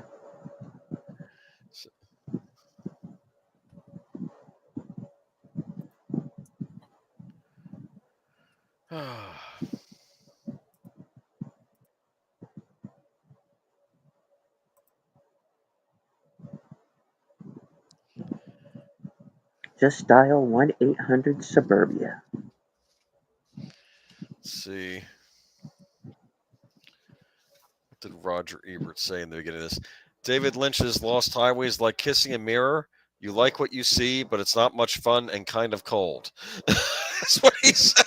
Well, it's funny. I read another article. Two Thumbs Down crowned the ad for David Lynch's 1997 Neo Noir. They actually, the ad they use. Two Thumbs Down, Siskel and Ebert for the advertising campaign. And hello to Caveman Movies and More. Good to see you. Welcome.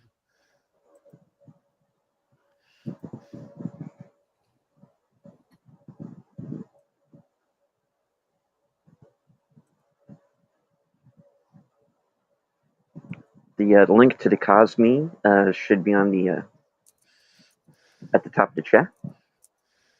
We are, let me see, 1 hour, 9 minutes, and 30 seconds.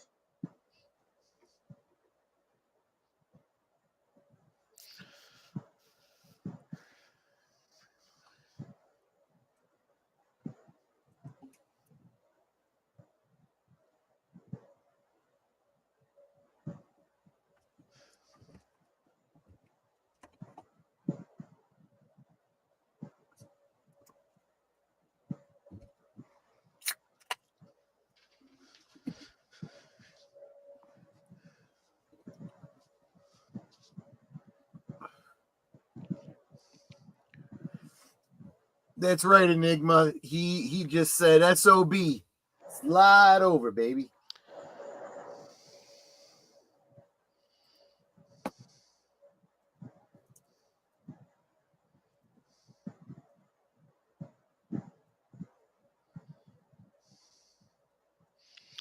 She's needy.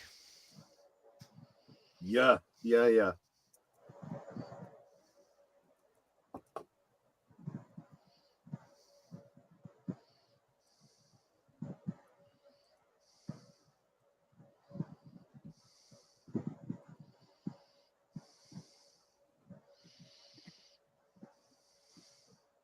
Well, Good evening. that's why she's needy.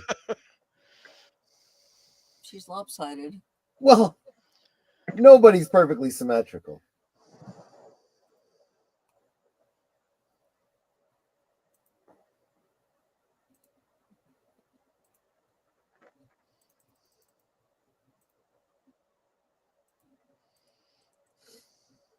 So what was that line again? Nice to look at? But nothing upstairs? Oh, well. Oh. I was just focused on the nice to look at, but okay.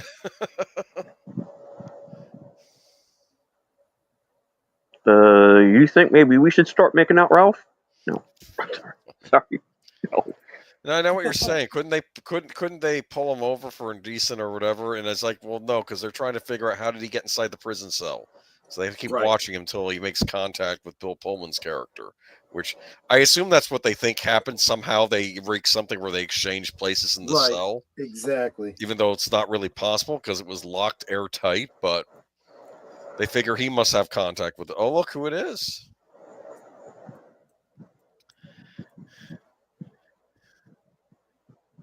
He doesn't like that music. You recognize that music? Yep.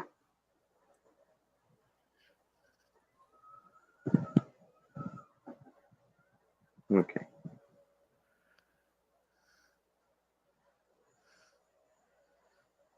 I'm actually watching it with the sound off so it doesn't bleed through. So.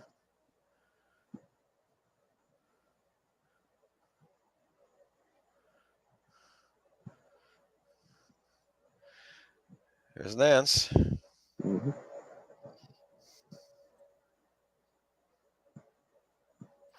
Yeah, you mentioned that already. You don't get to control the radio. People are trying to work here, right?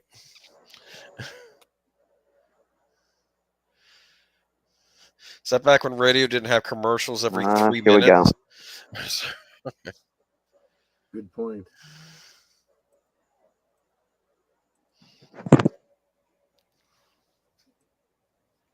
There she is as a mom. Yeah.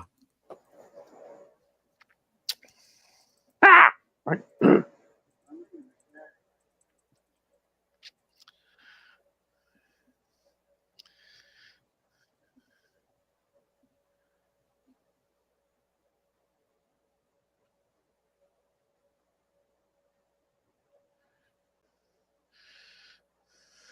Okay, cat. Yeah, I got to say, yeah. Would pinch my cheeks.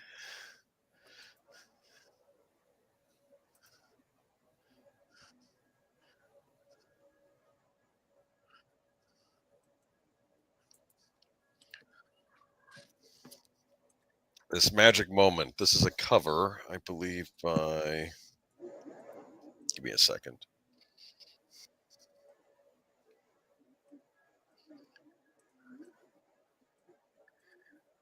Lou Reed. Oh yeah, that's a.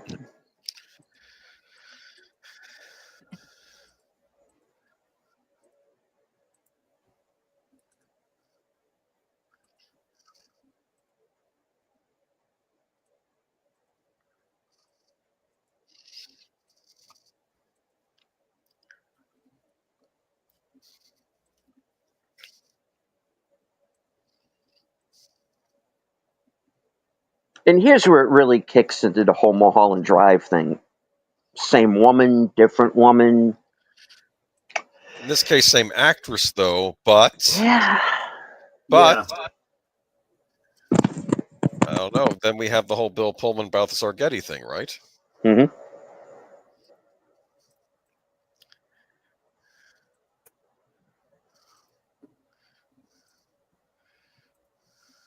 Forever till we end our time.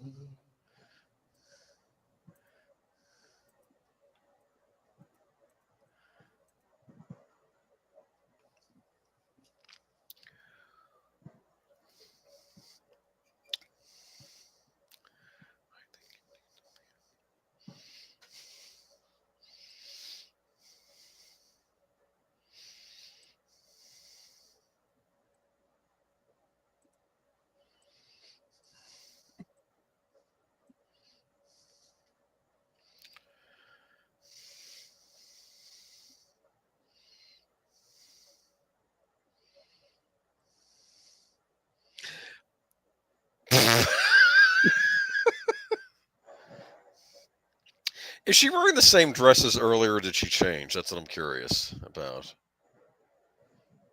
She was in a white dress. I don't know if it's the same one, but That's what I'm very curious about, actually.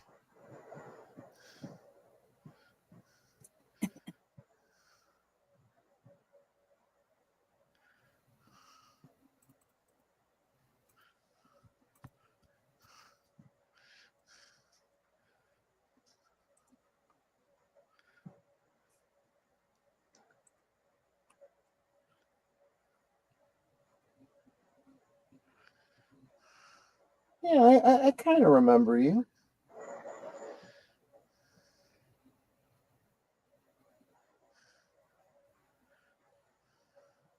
How would I like to have a bullet put in my head?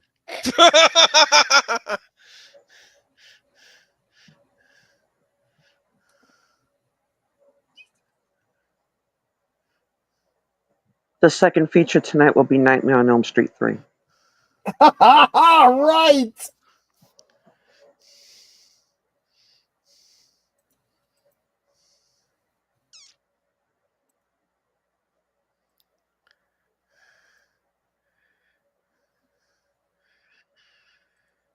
Remember payphones?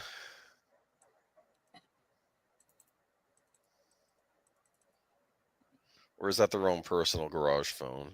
I don't know.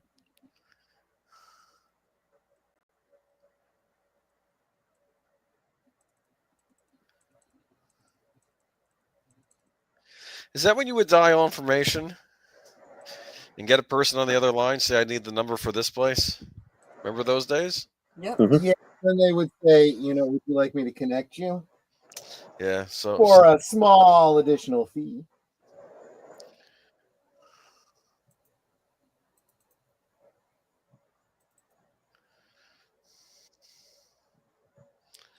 that mean they're going to have dinner? That means he's got a death wish.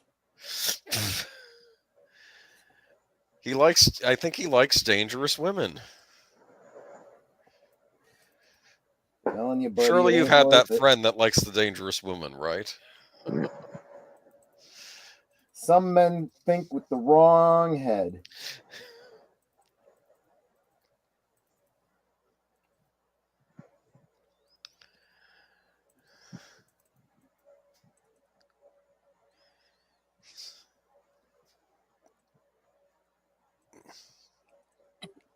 Alrighty then.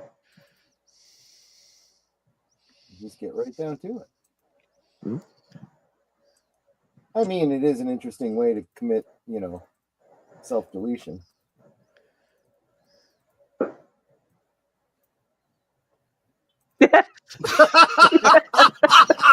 Great line.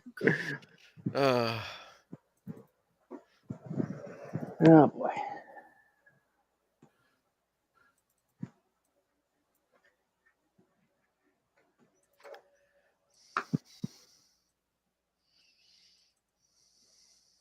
It must be cold. Yeah, he's kind of into necrophilia, I guess.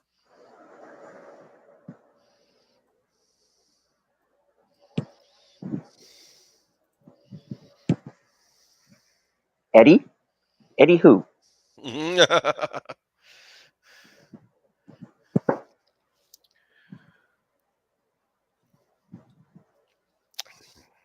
Robert Loggia was on The Sopranos for a bit.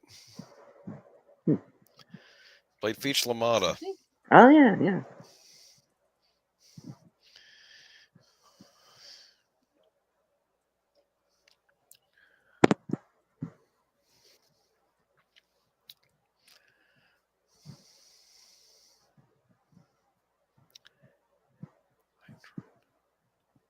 The first three numbers are 555. Yep. What do you think? Cute couple right here, huh? Well, ordinarily, yeah, but Now, I assume she's a few years older than him, but not. I mean, I'm trying to think. Well, don't worry. He's not going to get much older. He's like early 20s or late teens. She's like mid to late 20s, I think. Yeah. oh, for real or in the film? In the film, I'm assuming.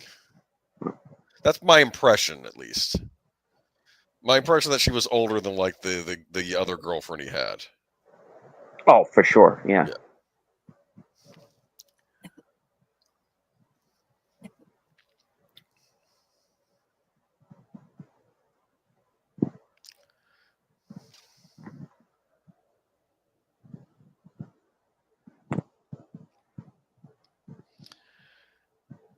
Yeah, absolutely right, man. Never rub another man's room on. Or that weird lights, huh? Yeah, right. And we know what happens when that happens.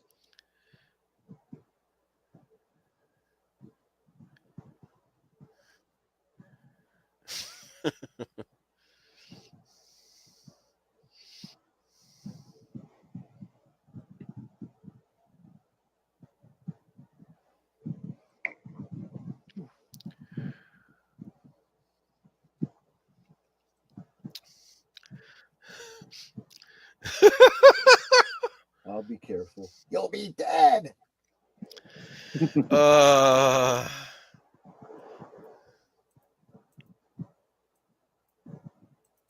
We just escaped from that planet that just got nuked.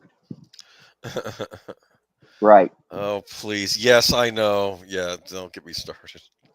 So, what is he thinking about here, I wonder?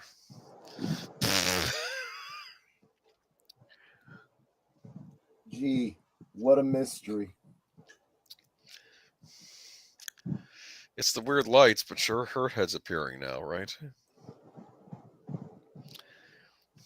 Spiders. Is he like the fly getting caught in the web? Is that what I'm trying to get the impression? Is that why the spider's there? Very likely. That's a great analysis.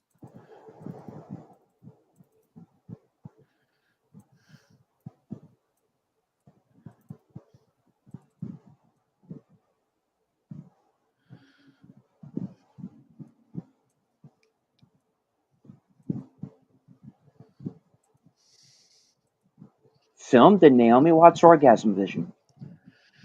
Huh.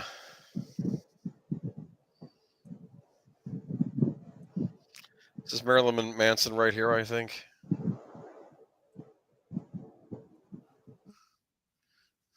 Who has a cameo in this movie. I'll get into my Flappy story when we see him, okay? There is a Flappy story to go with this movie.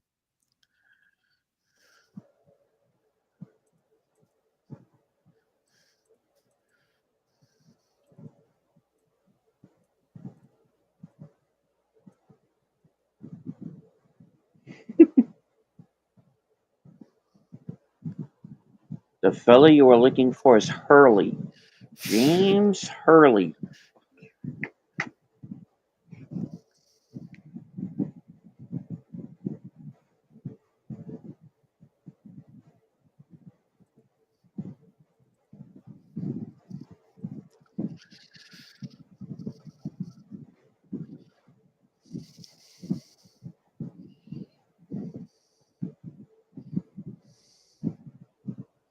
Oh, sit down, son. I have something to discuss with you. You've been acting like you're in a David Lynch movie lately. That's really starting to worry us, son. You're out to all hours of the evening. It's the mom spoken.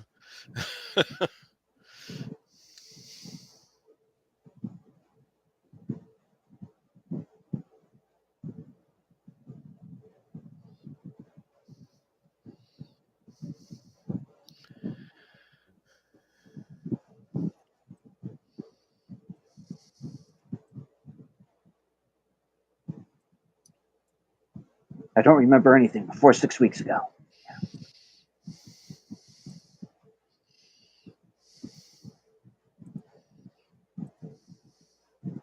And we're not going to mention Judy. Not going to talk about Judy at all. We're going to leave her out of it.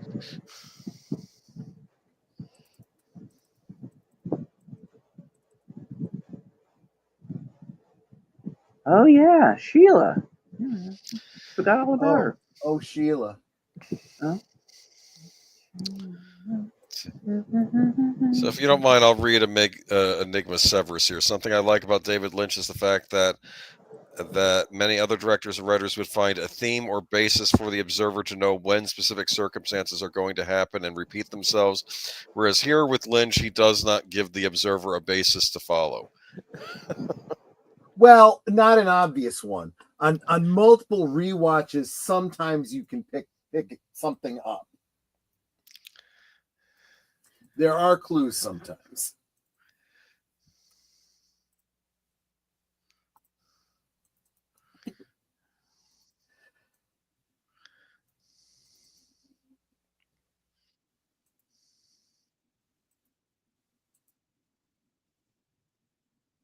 Oh, Oh, there's that weirdness again. Yeah. I saw that thing again.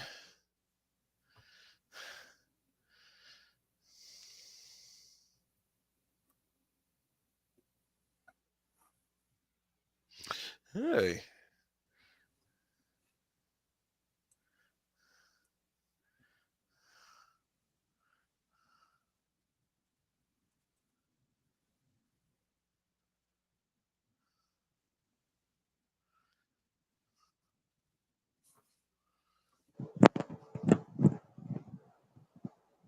This episode of Ed, Ed, and Eddie is not what I was expecting at all.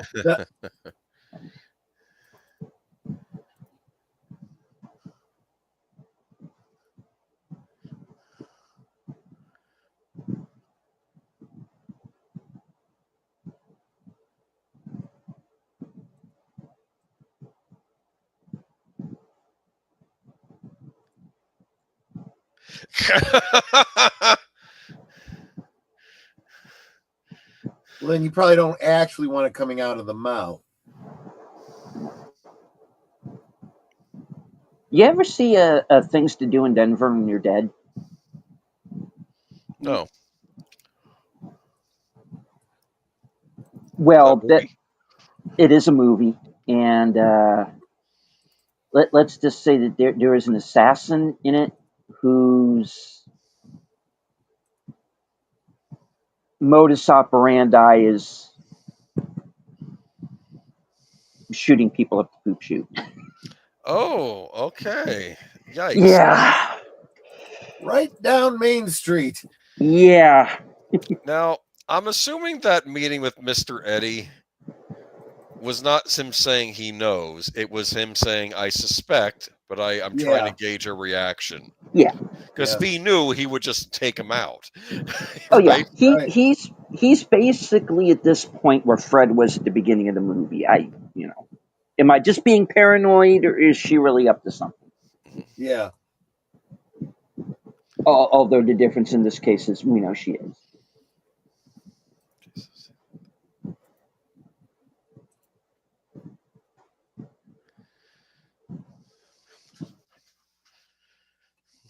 Now, there really is a temptation to interpret this film as there were two different stories that Lynch wanted to tell, so he just told them both.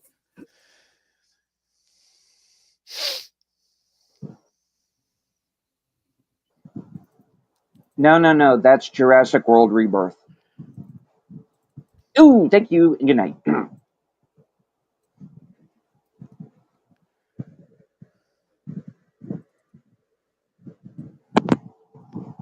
Ooh, See my review from last Monday. Okay. easy to rob, man. We'd have all the money. You see, this is how it starts. And then there's the gunshots and the brain spatter. See, is it too late for him to walk away, huh? Or is this the whole, he mistreated me?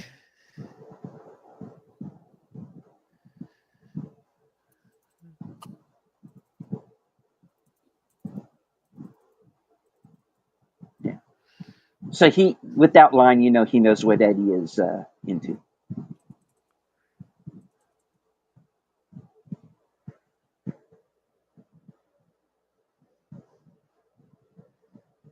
And hello to Gorilla's Random Thoughts. Hey, Gorillas. No worries, man. Thanks for stopping in. Now, here we have the story. Now, here's what I want to know. Is this story true or not? What she's about Sorry to to hear tell? that, Gorillas. Yeah.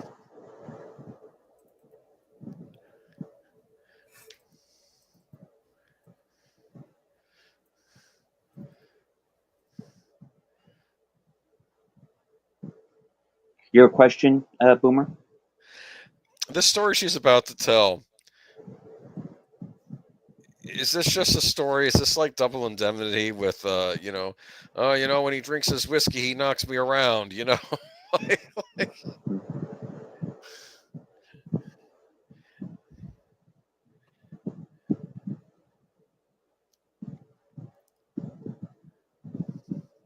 like her hair here. Yeah.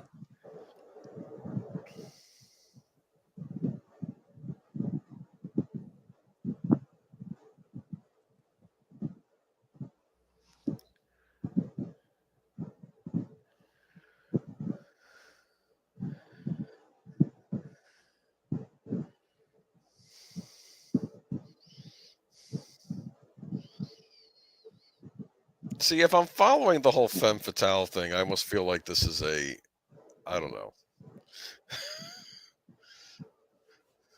Gets a little eyes wide shut here. Sorry, Cole. Yeah. Oh, Okay, that's not cool.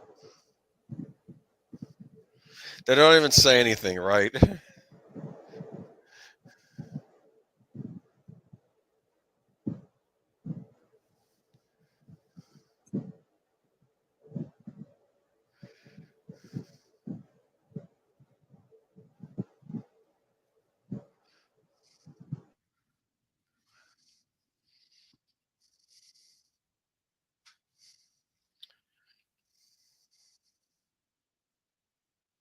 Okay, from him putting his hands up like that, I wouldn't have gotten that he wanted Yeah, me to I undress. know.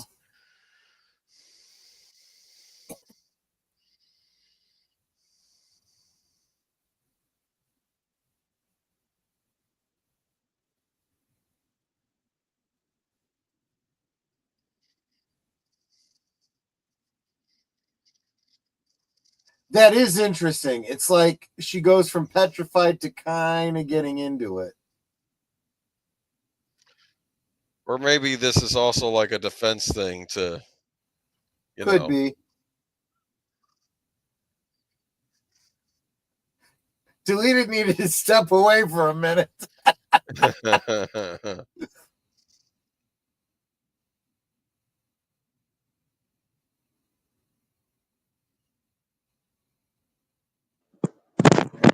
now this is when he's gonna I'm be still like, here. I just want you to take off your coat so we can have him sit down. Oh, it's Netter that stepped away. Yeah. No, my earbud keeps coming in and out. You are no longer in the studio. Oh, no. It has nothing to do with your earbud. Guess your thing keeps going away.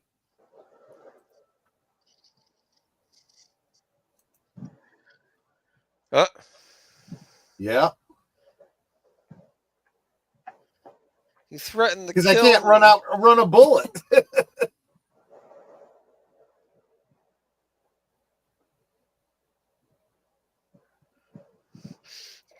I mean, that is the impression you get.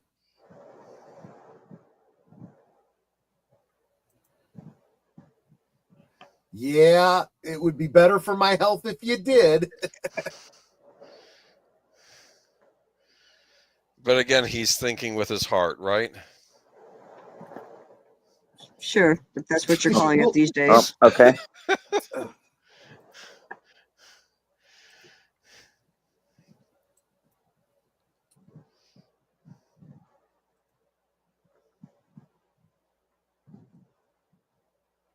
She's thinking with the spleen. Nobody ever says that, so. Our ticket out of here. Yeah, call him, man. Well, gets all the money.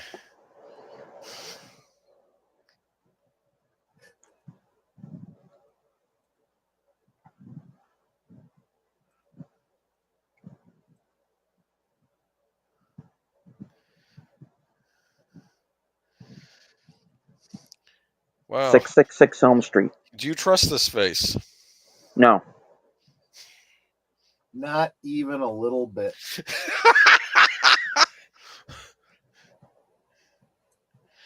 It's like she's thought all of this out. It's exactly what I was thinking, yeah. I don't think you were that far off with Double Indemnity. What's the whole joke? Like, there was a scene in Wayne's World 2 where, like, Kim Basinger is saying, oh, we could be together if only you could just take out my husband. He slaps me around and something. He's like, and Garth's like, he's a dead man. Remember that? He's like, Yeah.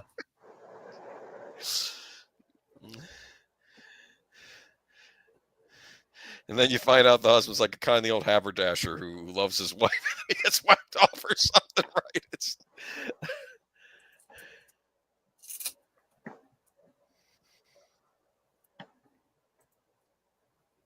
No. Yes. Next question.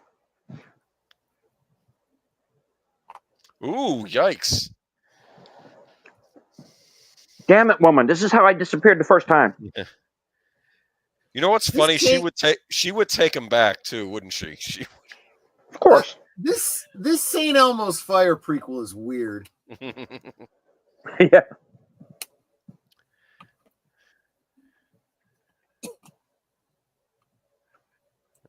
Gary Busey, voice of reason. So you were talking about little cues to show to explain whenever things go fuzzy. You know, we saw that in Mulholland Drive too. When things go fuzzy, pay attention. Something's shifting.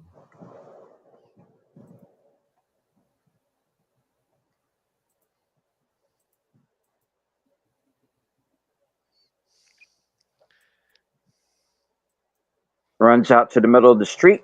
Doesn't get hit by a bus.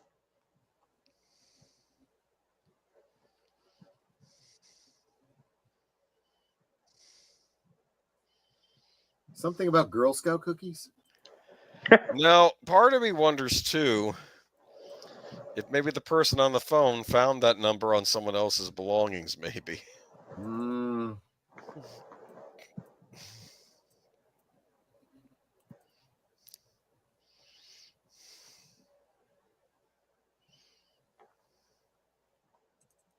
Yeah.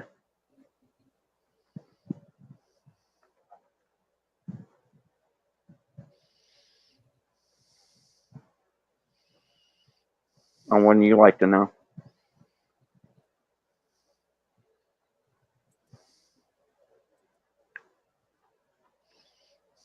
That's not a good smile. No, it's not. No.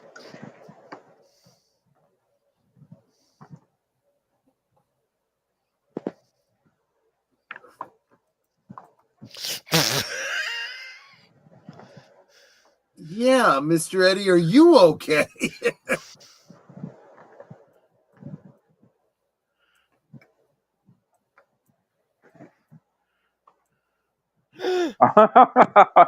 Oh yeah.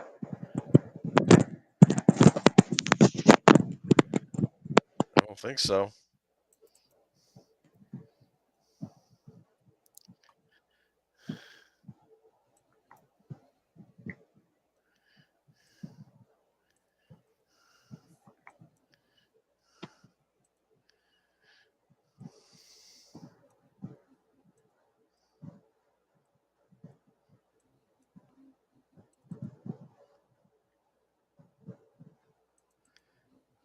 Wisconsin. No. I was going to say New York, but okay.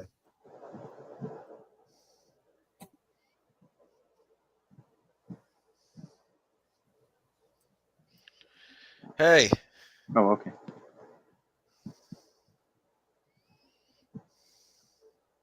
Oh. That's kind of ominous, isn't that whole thing ominous? Mm-hmm. Very.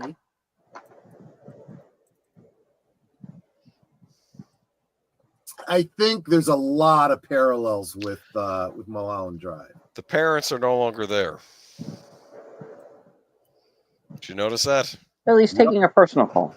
I know. Now I'm trying to remember. Is that the last time we see them? I think it is.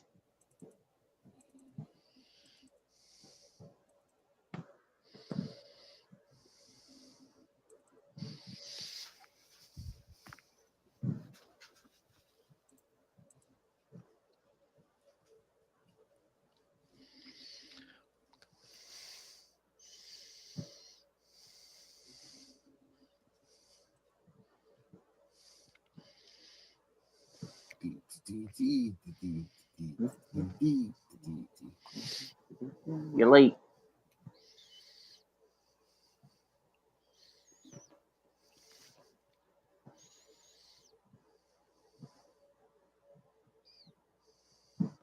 Yeah, very sturdy fence. The way it was wiggling like that. Well, it's not meant to support weight like that.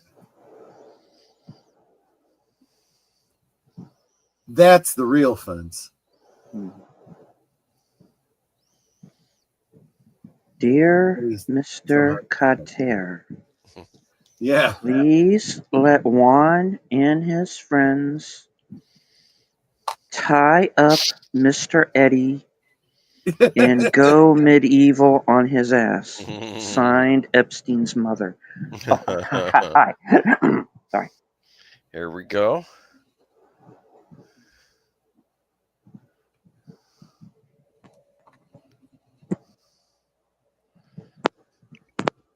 Had to make sure he wasn't followed, right? Meanwhile,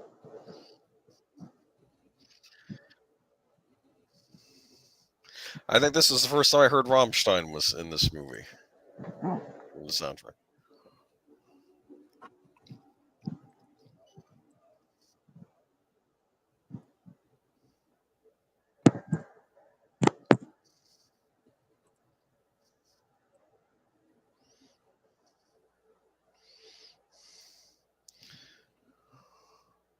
What the heck?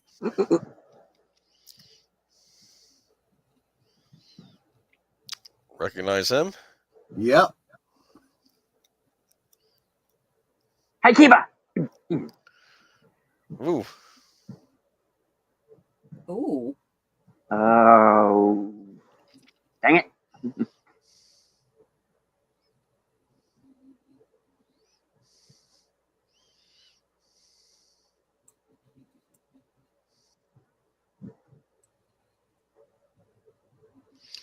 Notice her. Alrighty then. I'm sorry, Yeah, Nettie, you were going to say? about the guy on the floor. Oh, Poopy. God. I guess he didn't get him good enough. Yeah, you got him now.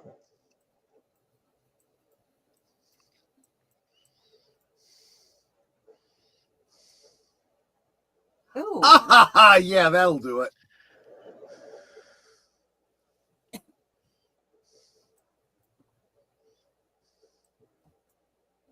I think you got him.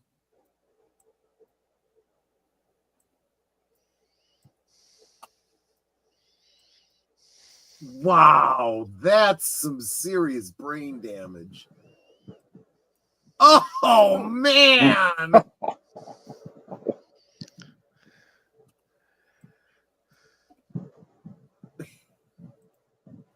Yeah, that's a wow, all right.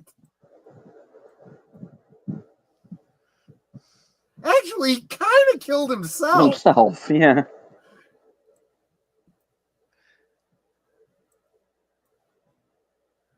And then David Patrick Kelly shows up and says, one of my guys got himself perished.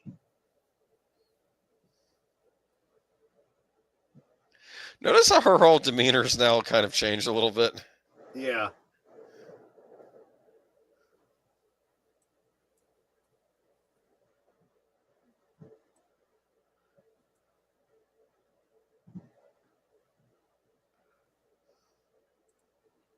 I mean, yeah.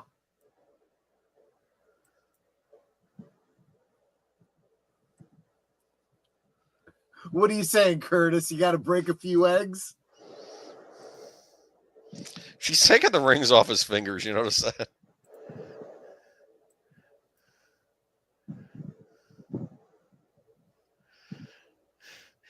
This isn't seeming so romantic right now. This is seeming kind of just...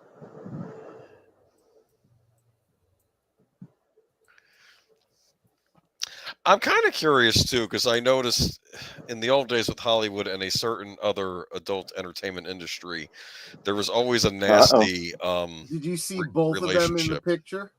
Yep. It's interesting, isn't it? You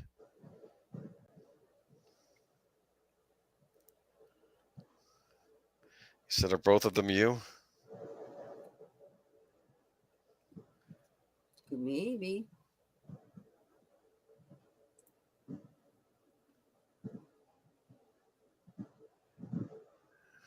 Do I look like I'm okay?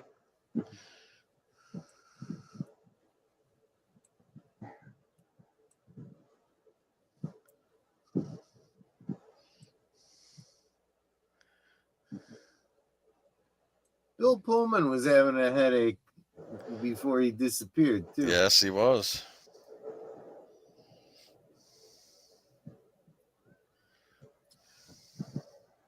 So now I'm getting some shades of Body Double here. Body Double. I love Body Double. Now we got the electrical, the blue electrical light thing going on. It's a lot more intense in this movie than it is in like other Lynch movies, though, don't you think? In some ways. Yeah. Kind of hitting you over the head with it.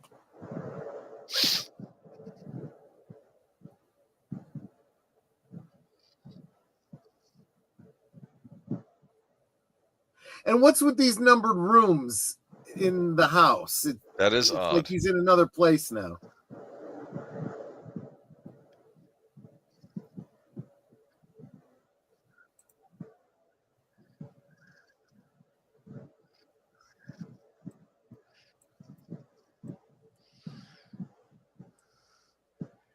And now there's no hotel room number. Did you notice that?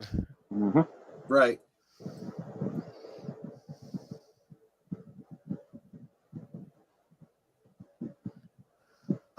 Curtis says, I'm guessing I would understand better if I had gotten here at the start. No, probably not, Curtis. No. You'd probably be more confused.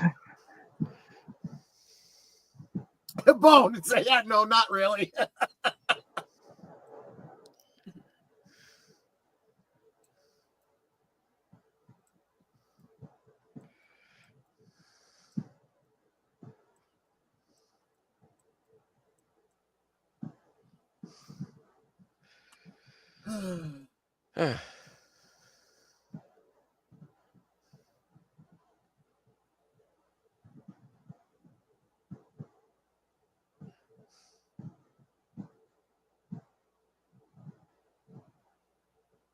This was the original ending of Tombstone, by the way.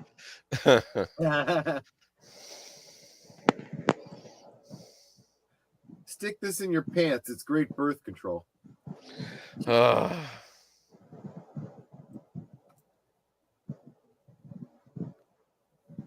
So where's Alabama? This strikes me as a bad idea, but I guess it's too late to back out now, isn't it? Oh, Yeah.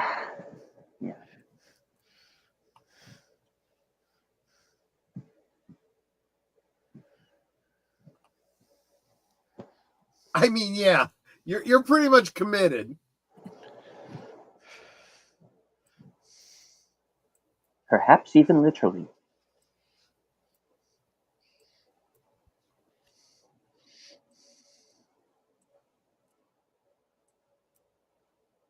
This is a flesh wound. Yeah. I don't know how to drive stick shift. Walk it off, son. Yeah, right. No.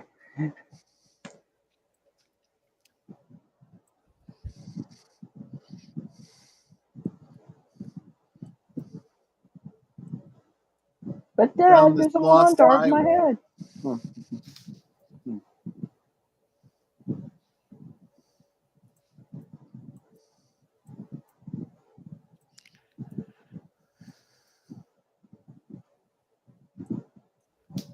There's the highway. Yep. Kid venison. Sometimes roads feel like that, don't they, at night? Yes, they do, especially when you haven't had a lot of sleep.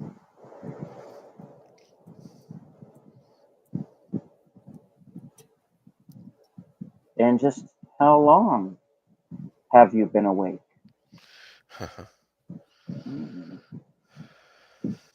Is that fire going backwards? Yes, it is. Okay. Yeah. It's unblowing itself up. It's sucking itself down. I never heard of an unblow job before. Yeah, exactly.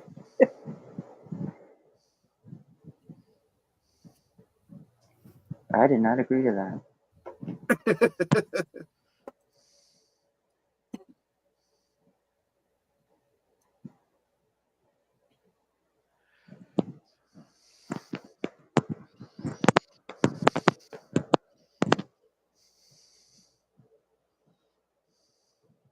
Come on, we got to get inside before the explosion. Because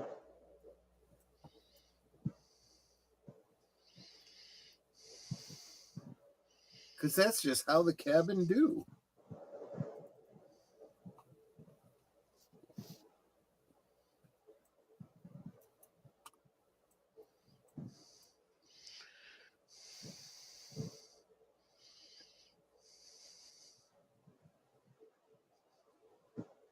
He took the cannoli and left the gun.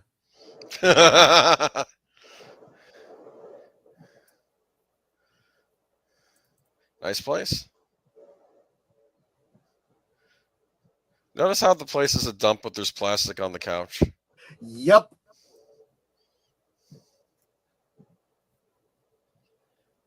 Can they even find radio out there?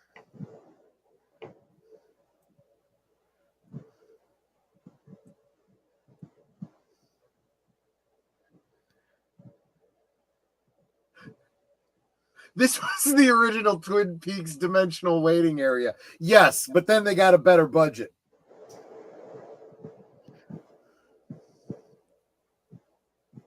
Pikachu, I choose you.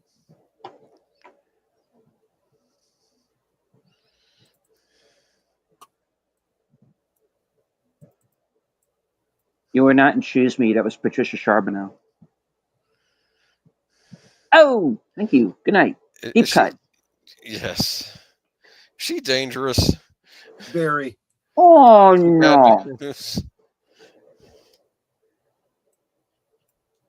Dangerous as cyanide.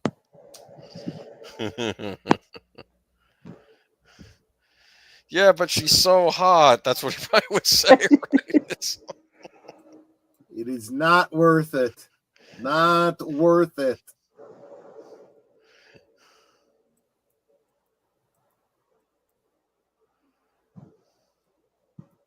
I mean, look at how many people are dead already. One guy. Oh. Okay. Maybe two.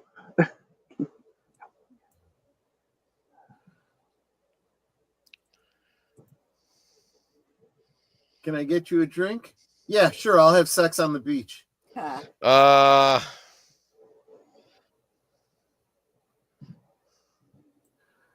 Headlights in the headlights.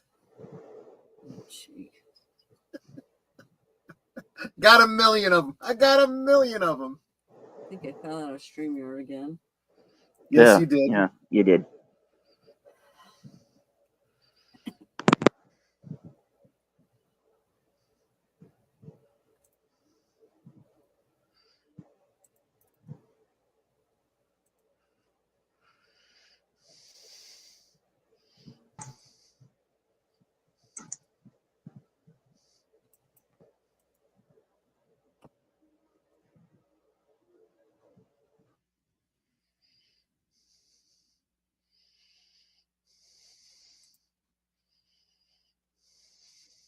Just noticed that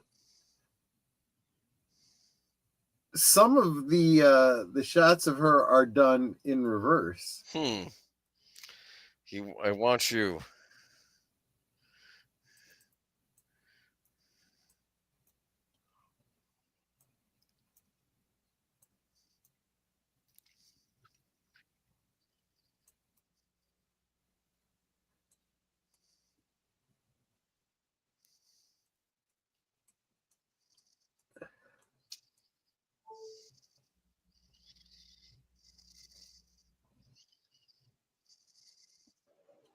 Next time, don't be so fucking eager.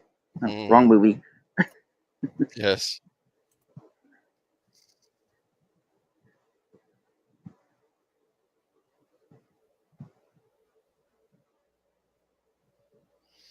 That's the Viper.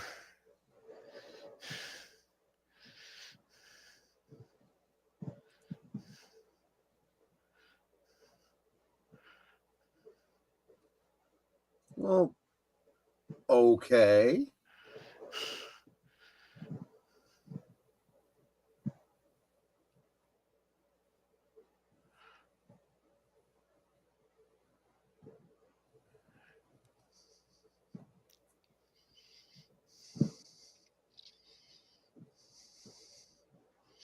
Is this too much for him?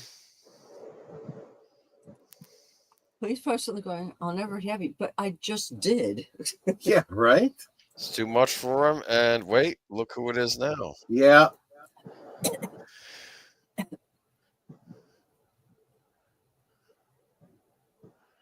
They left the battery on too long.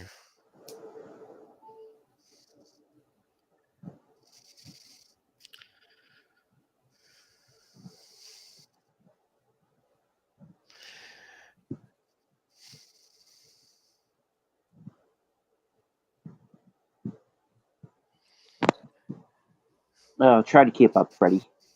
Yeah, he gets around. It's been a long night, and it's not over yet. Is he your friend? Is he a friend?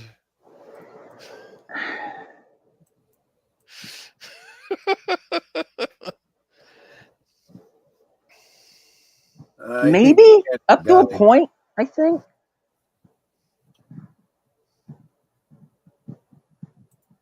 I think Curtis is probably the closest to the truth on this. Is he the angel of death? Yeah, maybe. Maybe. That was my first impression. I'll say that. I think it could be something else though, but I'll get into that next week. Mm-hmm. But yeah, I get that reaction because he does kind of give up a vibe like that. She told you her name was Alice. She's lying.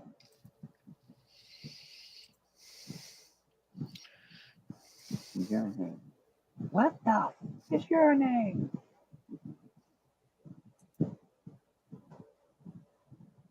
It's like you. They call me Bruce. He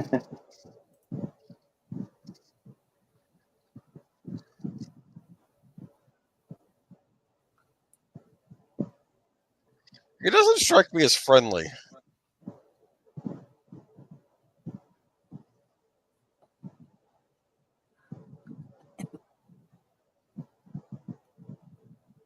On the other hand, if he wanted to kill him, he'd have done it. He's had plenty of chances.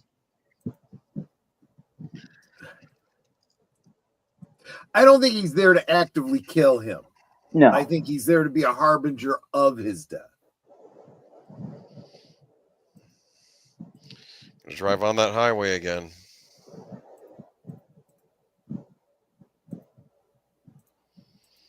Lost Highway Hotel. Yes. There's the title, folks. Yeah, without the hotel, but yeah. And there you go. There is the numbered rooms. Is that the room we saw? Is that the same number we saw in that room in the house? Yep. 26. We see a different Patricia Arquette here, and we see Renee with Eddie. Yep, Renee with Eddie. Or is he Eddie? I think he's Eddie. He'll always be Robert Loggia to me. Yes.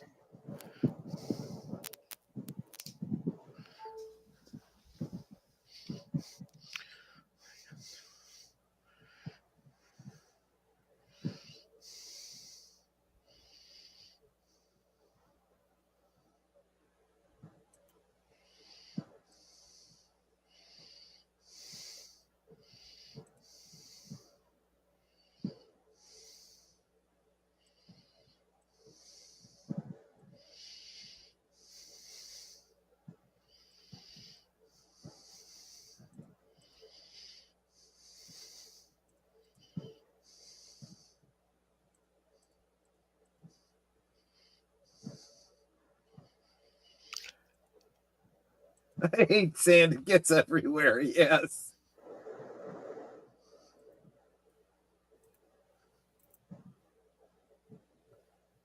Actually, Nate, I think his head is already messed. I think that the mystery man is there to try and guide him to a sense of what's actually happened. I don't think he's the cause of the crazy. I think he's the Jiminy Cricket trying to talk him back from the crazy. Yeah. The Man in Black? The mystery man, yeah. Yeah. Oh, I'll have a different take on that next week. Yeah. We'll save that. Mm-hmm.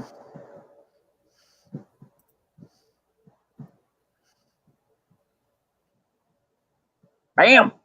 Ooh, Ian, not happy. It's kind of interesting to see the tables turn on Mr. Eddie here, how he was Mr. PO'd at and now it's the reverse, right?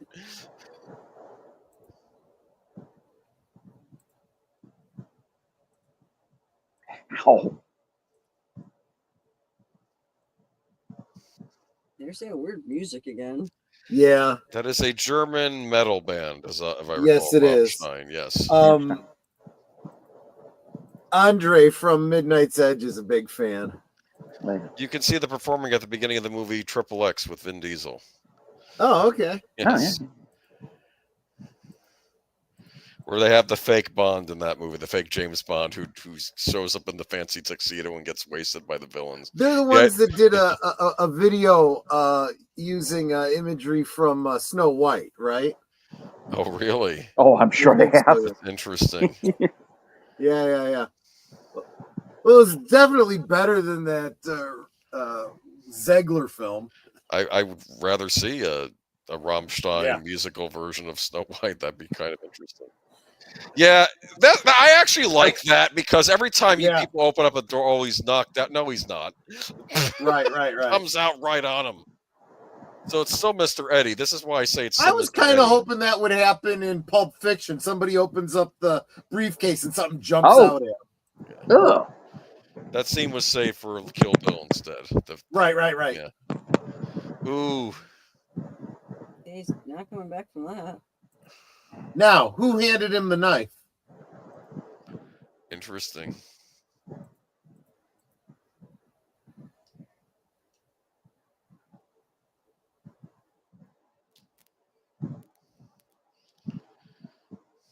It's a lot of blood.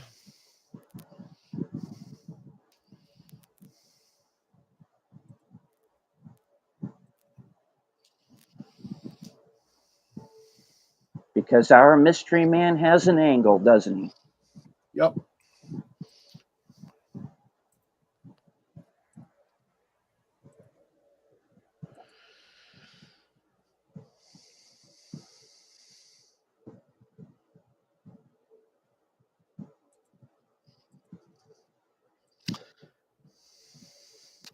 Yeah.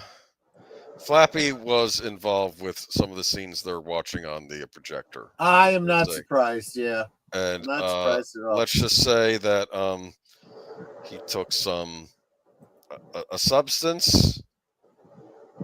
Might have began with a keta and ended in a mean, and he went a little wild with a razor blade, and there's the result. And Marilyn Monroe was like, "Keep that freak away from me," and Lynch had to escort him from the set. And none of the footage was using Flappy in there. Okay, that was kind of it for Flappy with Lynch. I think was that scene because Marilyn was threatening. He was not happy about that. Do you believe my story? I believe just about anything at this point.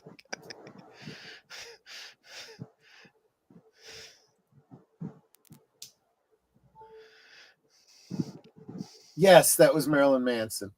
Yep.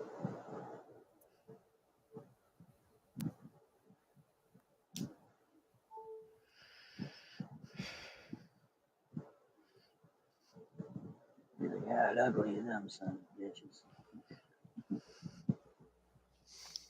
Yep.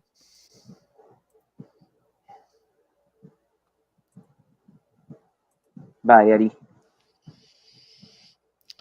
Critics did not like some of the gore in this film. They complained about that. Really? Yeah, I think there's parts of Mr. Eddie's brain behind him now, which I mean. Well, there would be. And they didn't like the table scene either. They complained about that.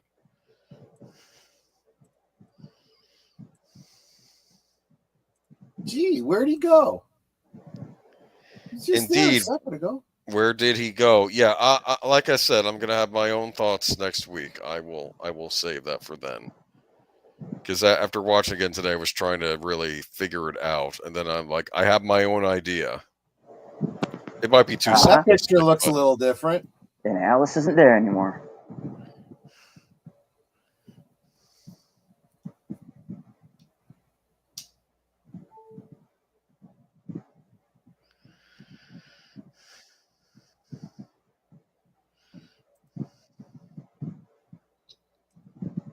Mr. Dent.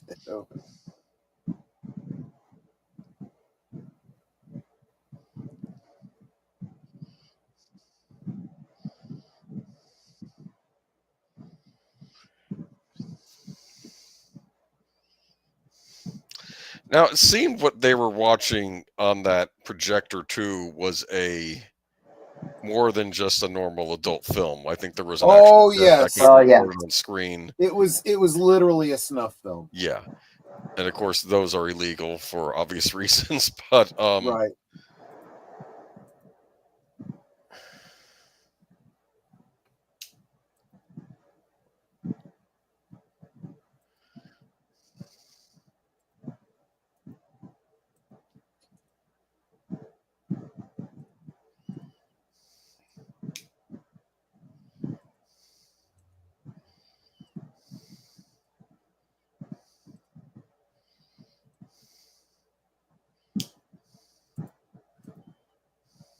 But did he help him, Enigma? Was he even really there? we'll talk about it. Oh, yeah. Dick Laurent. Look at this. Yep. And hello, Corey. Loki's Movies and Music. We're about to wrap up Lost Highway.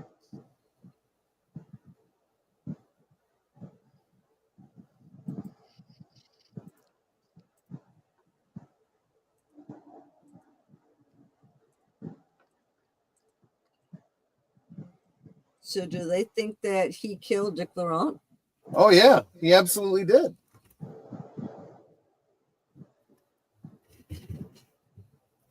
And there's the Lost Highway by day.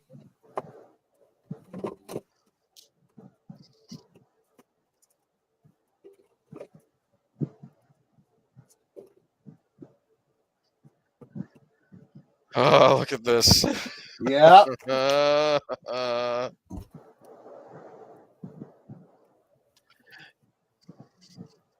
A lot of cops. Yes.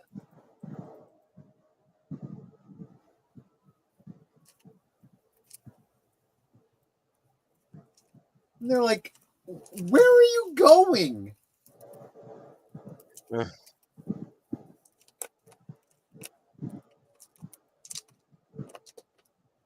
That's a pretty cool effect.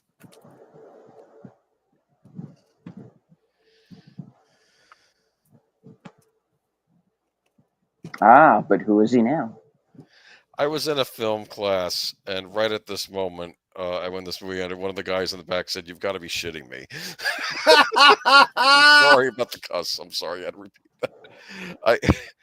Because it's like, wait a minute, what? That's the ending? What the heck? The bad guys are dead. End of story. Well, who are the bad guys? Everyone? Is everyone in this movie a bad guy? I mean, I'm just... No. Everybody in this movie is not a bad guy. But there are definitely some bad guys. I don't know. I don't think I like anyone in this movie, if I'm being honest here. I don't blame you. I don't like the cops. I don't like... Well, the problem with the cops are grounded guys. You know, you have a dead body, you think his cousin did it, you're probably right, as they say in Usual Suspects. But, you know, they're dealing with something that is above their pay grade. Well, I want to ask, did David Lynch ever talk about this movie? That's a question I have real quick. Did he say anything about it? Not that I've ever heard. I'm no. hearing crickets, man. He just let it out and kept his mouth shut. It drives me crazy. Now, I could be wrong, but I heard one of the Blu-rays, not the Criterion one, but I think the other one had a commentary track on it, which I might be curious to listen to by some probably film guy or something. Oh, probably. Yeah. I just don't know. That might have been the Kino release.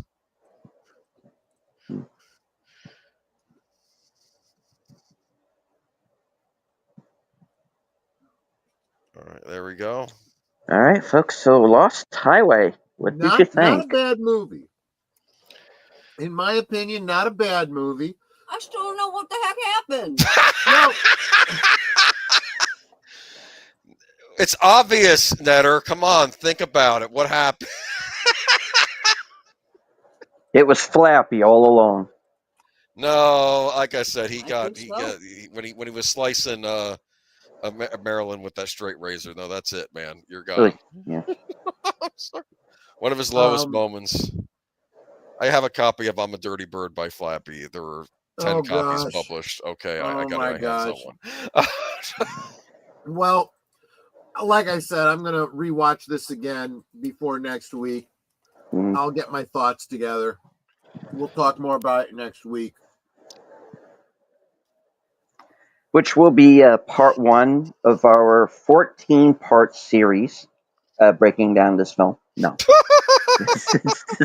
it's just going to be the one episode. Like I'm staying through the credits, hoping there's something at the end that maybe clears. No. No. No, Lynch doesn't normally do that.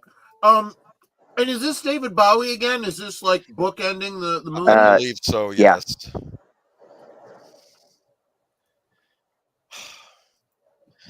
I remember Marilyn Manson. He got parents groups furious back in the day. He was late 90s. Oh, they hated that man. They thought he was Coca-Cola USA. Look at that. Was there a Coke machine? All the Coke. Okay. The cocaine, not the Coke. Yeah, exactly. Oh my God. What do you think? Send a Coke. Oh. All right, there we go. I like the yellow font. I don't know why more movies don't use this. I guess Star Wars used it too, right? So there we go. That's a good point. Lost Highway. WTF. The movie. Okay. Well, like I said, I have my theories. I could be completely wrong. I know what it meant to me at the time. To which, David Lynch probably would have patted me on the top of the head and just, sent me on my way, What was I thinking at the time? I was thinking Patricia Arquette was a bombshell. That's what I thought when I watched this movie. But then it's like she becomes all sleazy at the end. And it kind of messes with your head a little bit. She kind of, look at what she's involved in. She is sleazy. Oh. Plus her reaction to this guy getting killed in front of her, and it's like, at least she would be shocked or something. No, she don't care. It's like she has so little regard for life. She's not going to be treating you too well in the future. Her character is the type that I could spend a bit more time on, because you have to try and infer, how did she get into this world? What is her current place in it? Is she gravitating towards it? And I think we get a little bit of impression of it when she's brought in and held at gunpoint, right? All right. How she's initially scared to death, and then she seems to be getting into it, right? We're gonna get into that next week, because part of me is wondering, is that analogy for this overarching world that she's gotten herself into? And like you said, is that just a defense mechanism? She's putting on a show because she's trying to survive. That is absolutely possible. And as it gets worse and worse, it's like, holy crap, people are dying in front of me. Yes. And I gotta put on a smile and pretend to like it.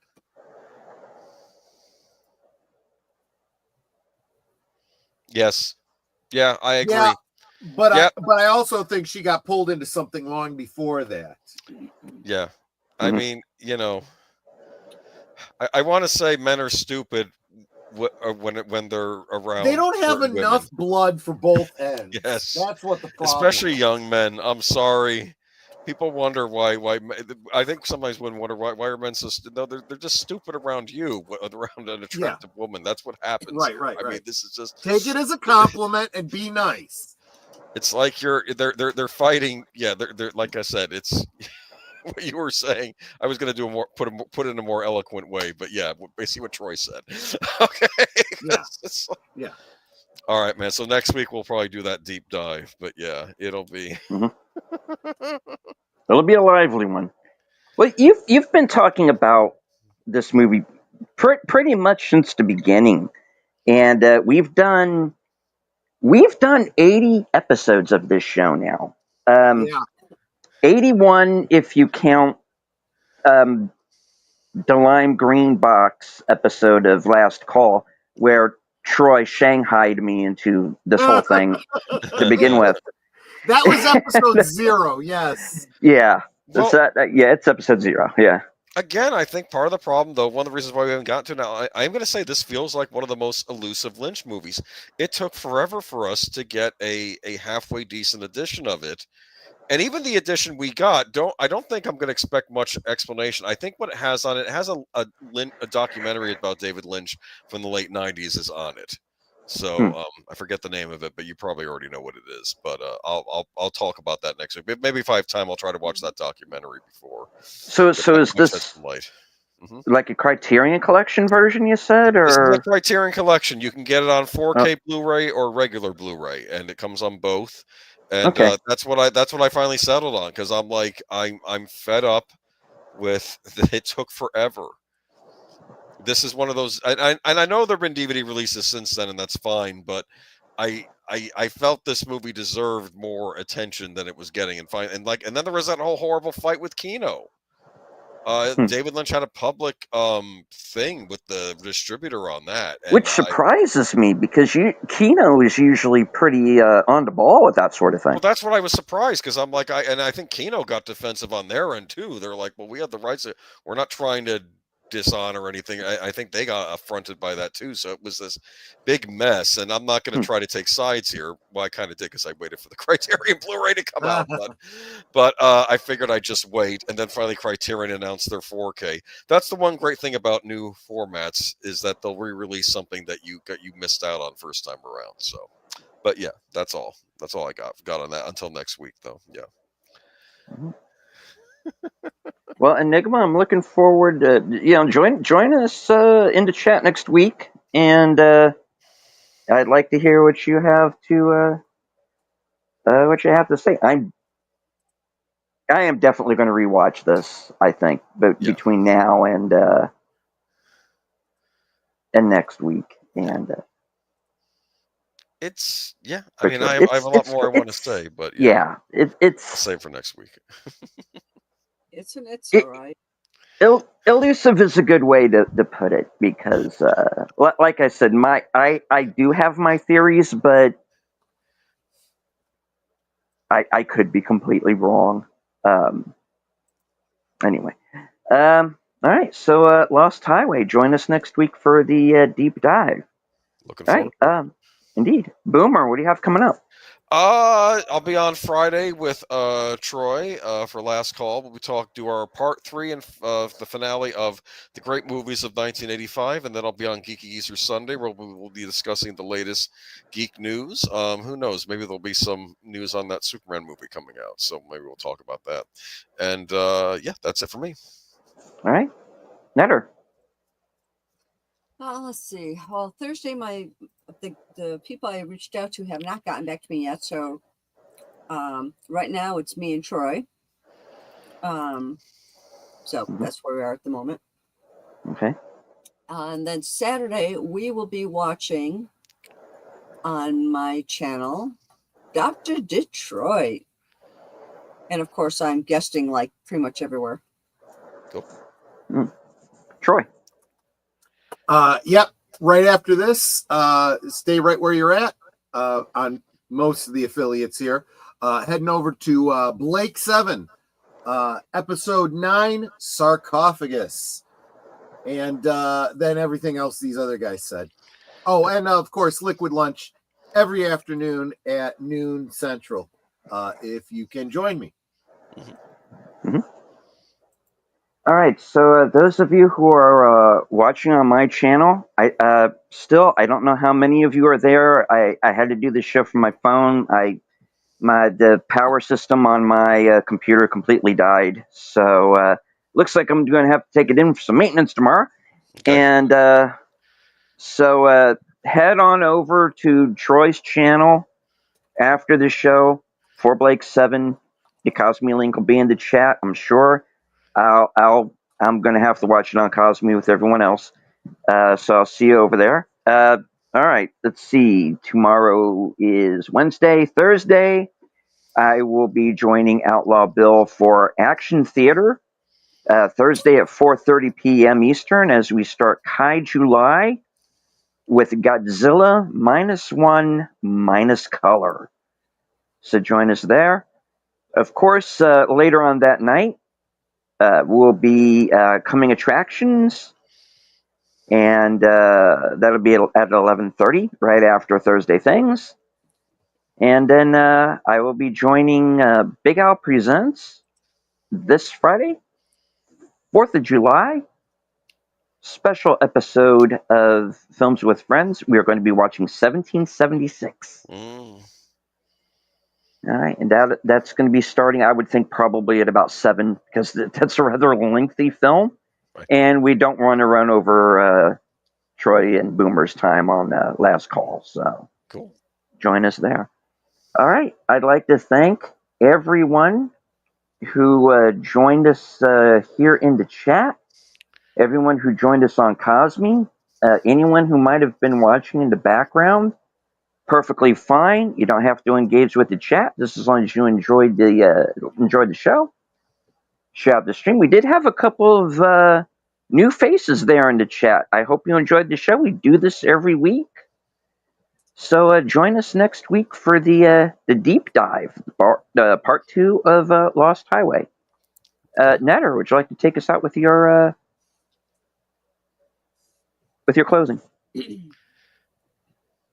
Of course, we really do appreciate each and every one of you. And I want to thank y'all for being here. I want to thank you for the many, many ways that you support us and encourage us and encourage each other.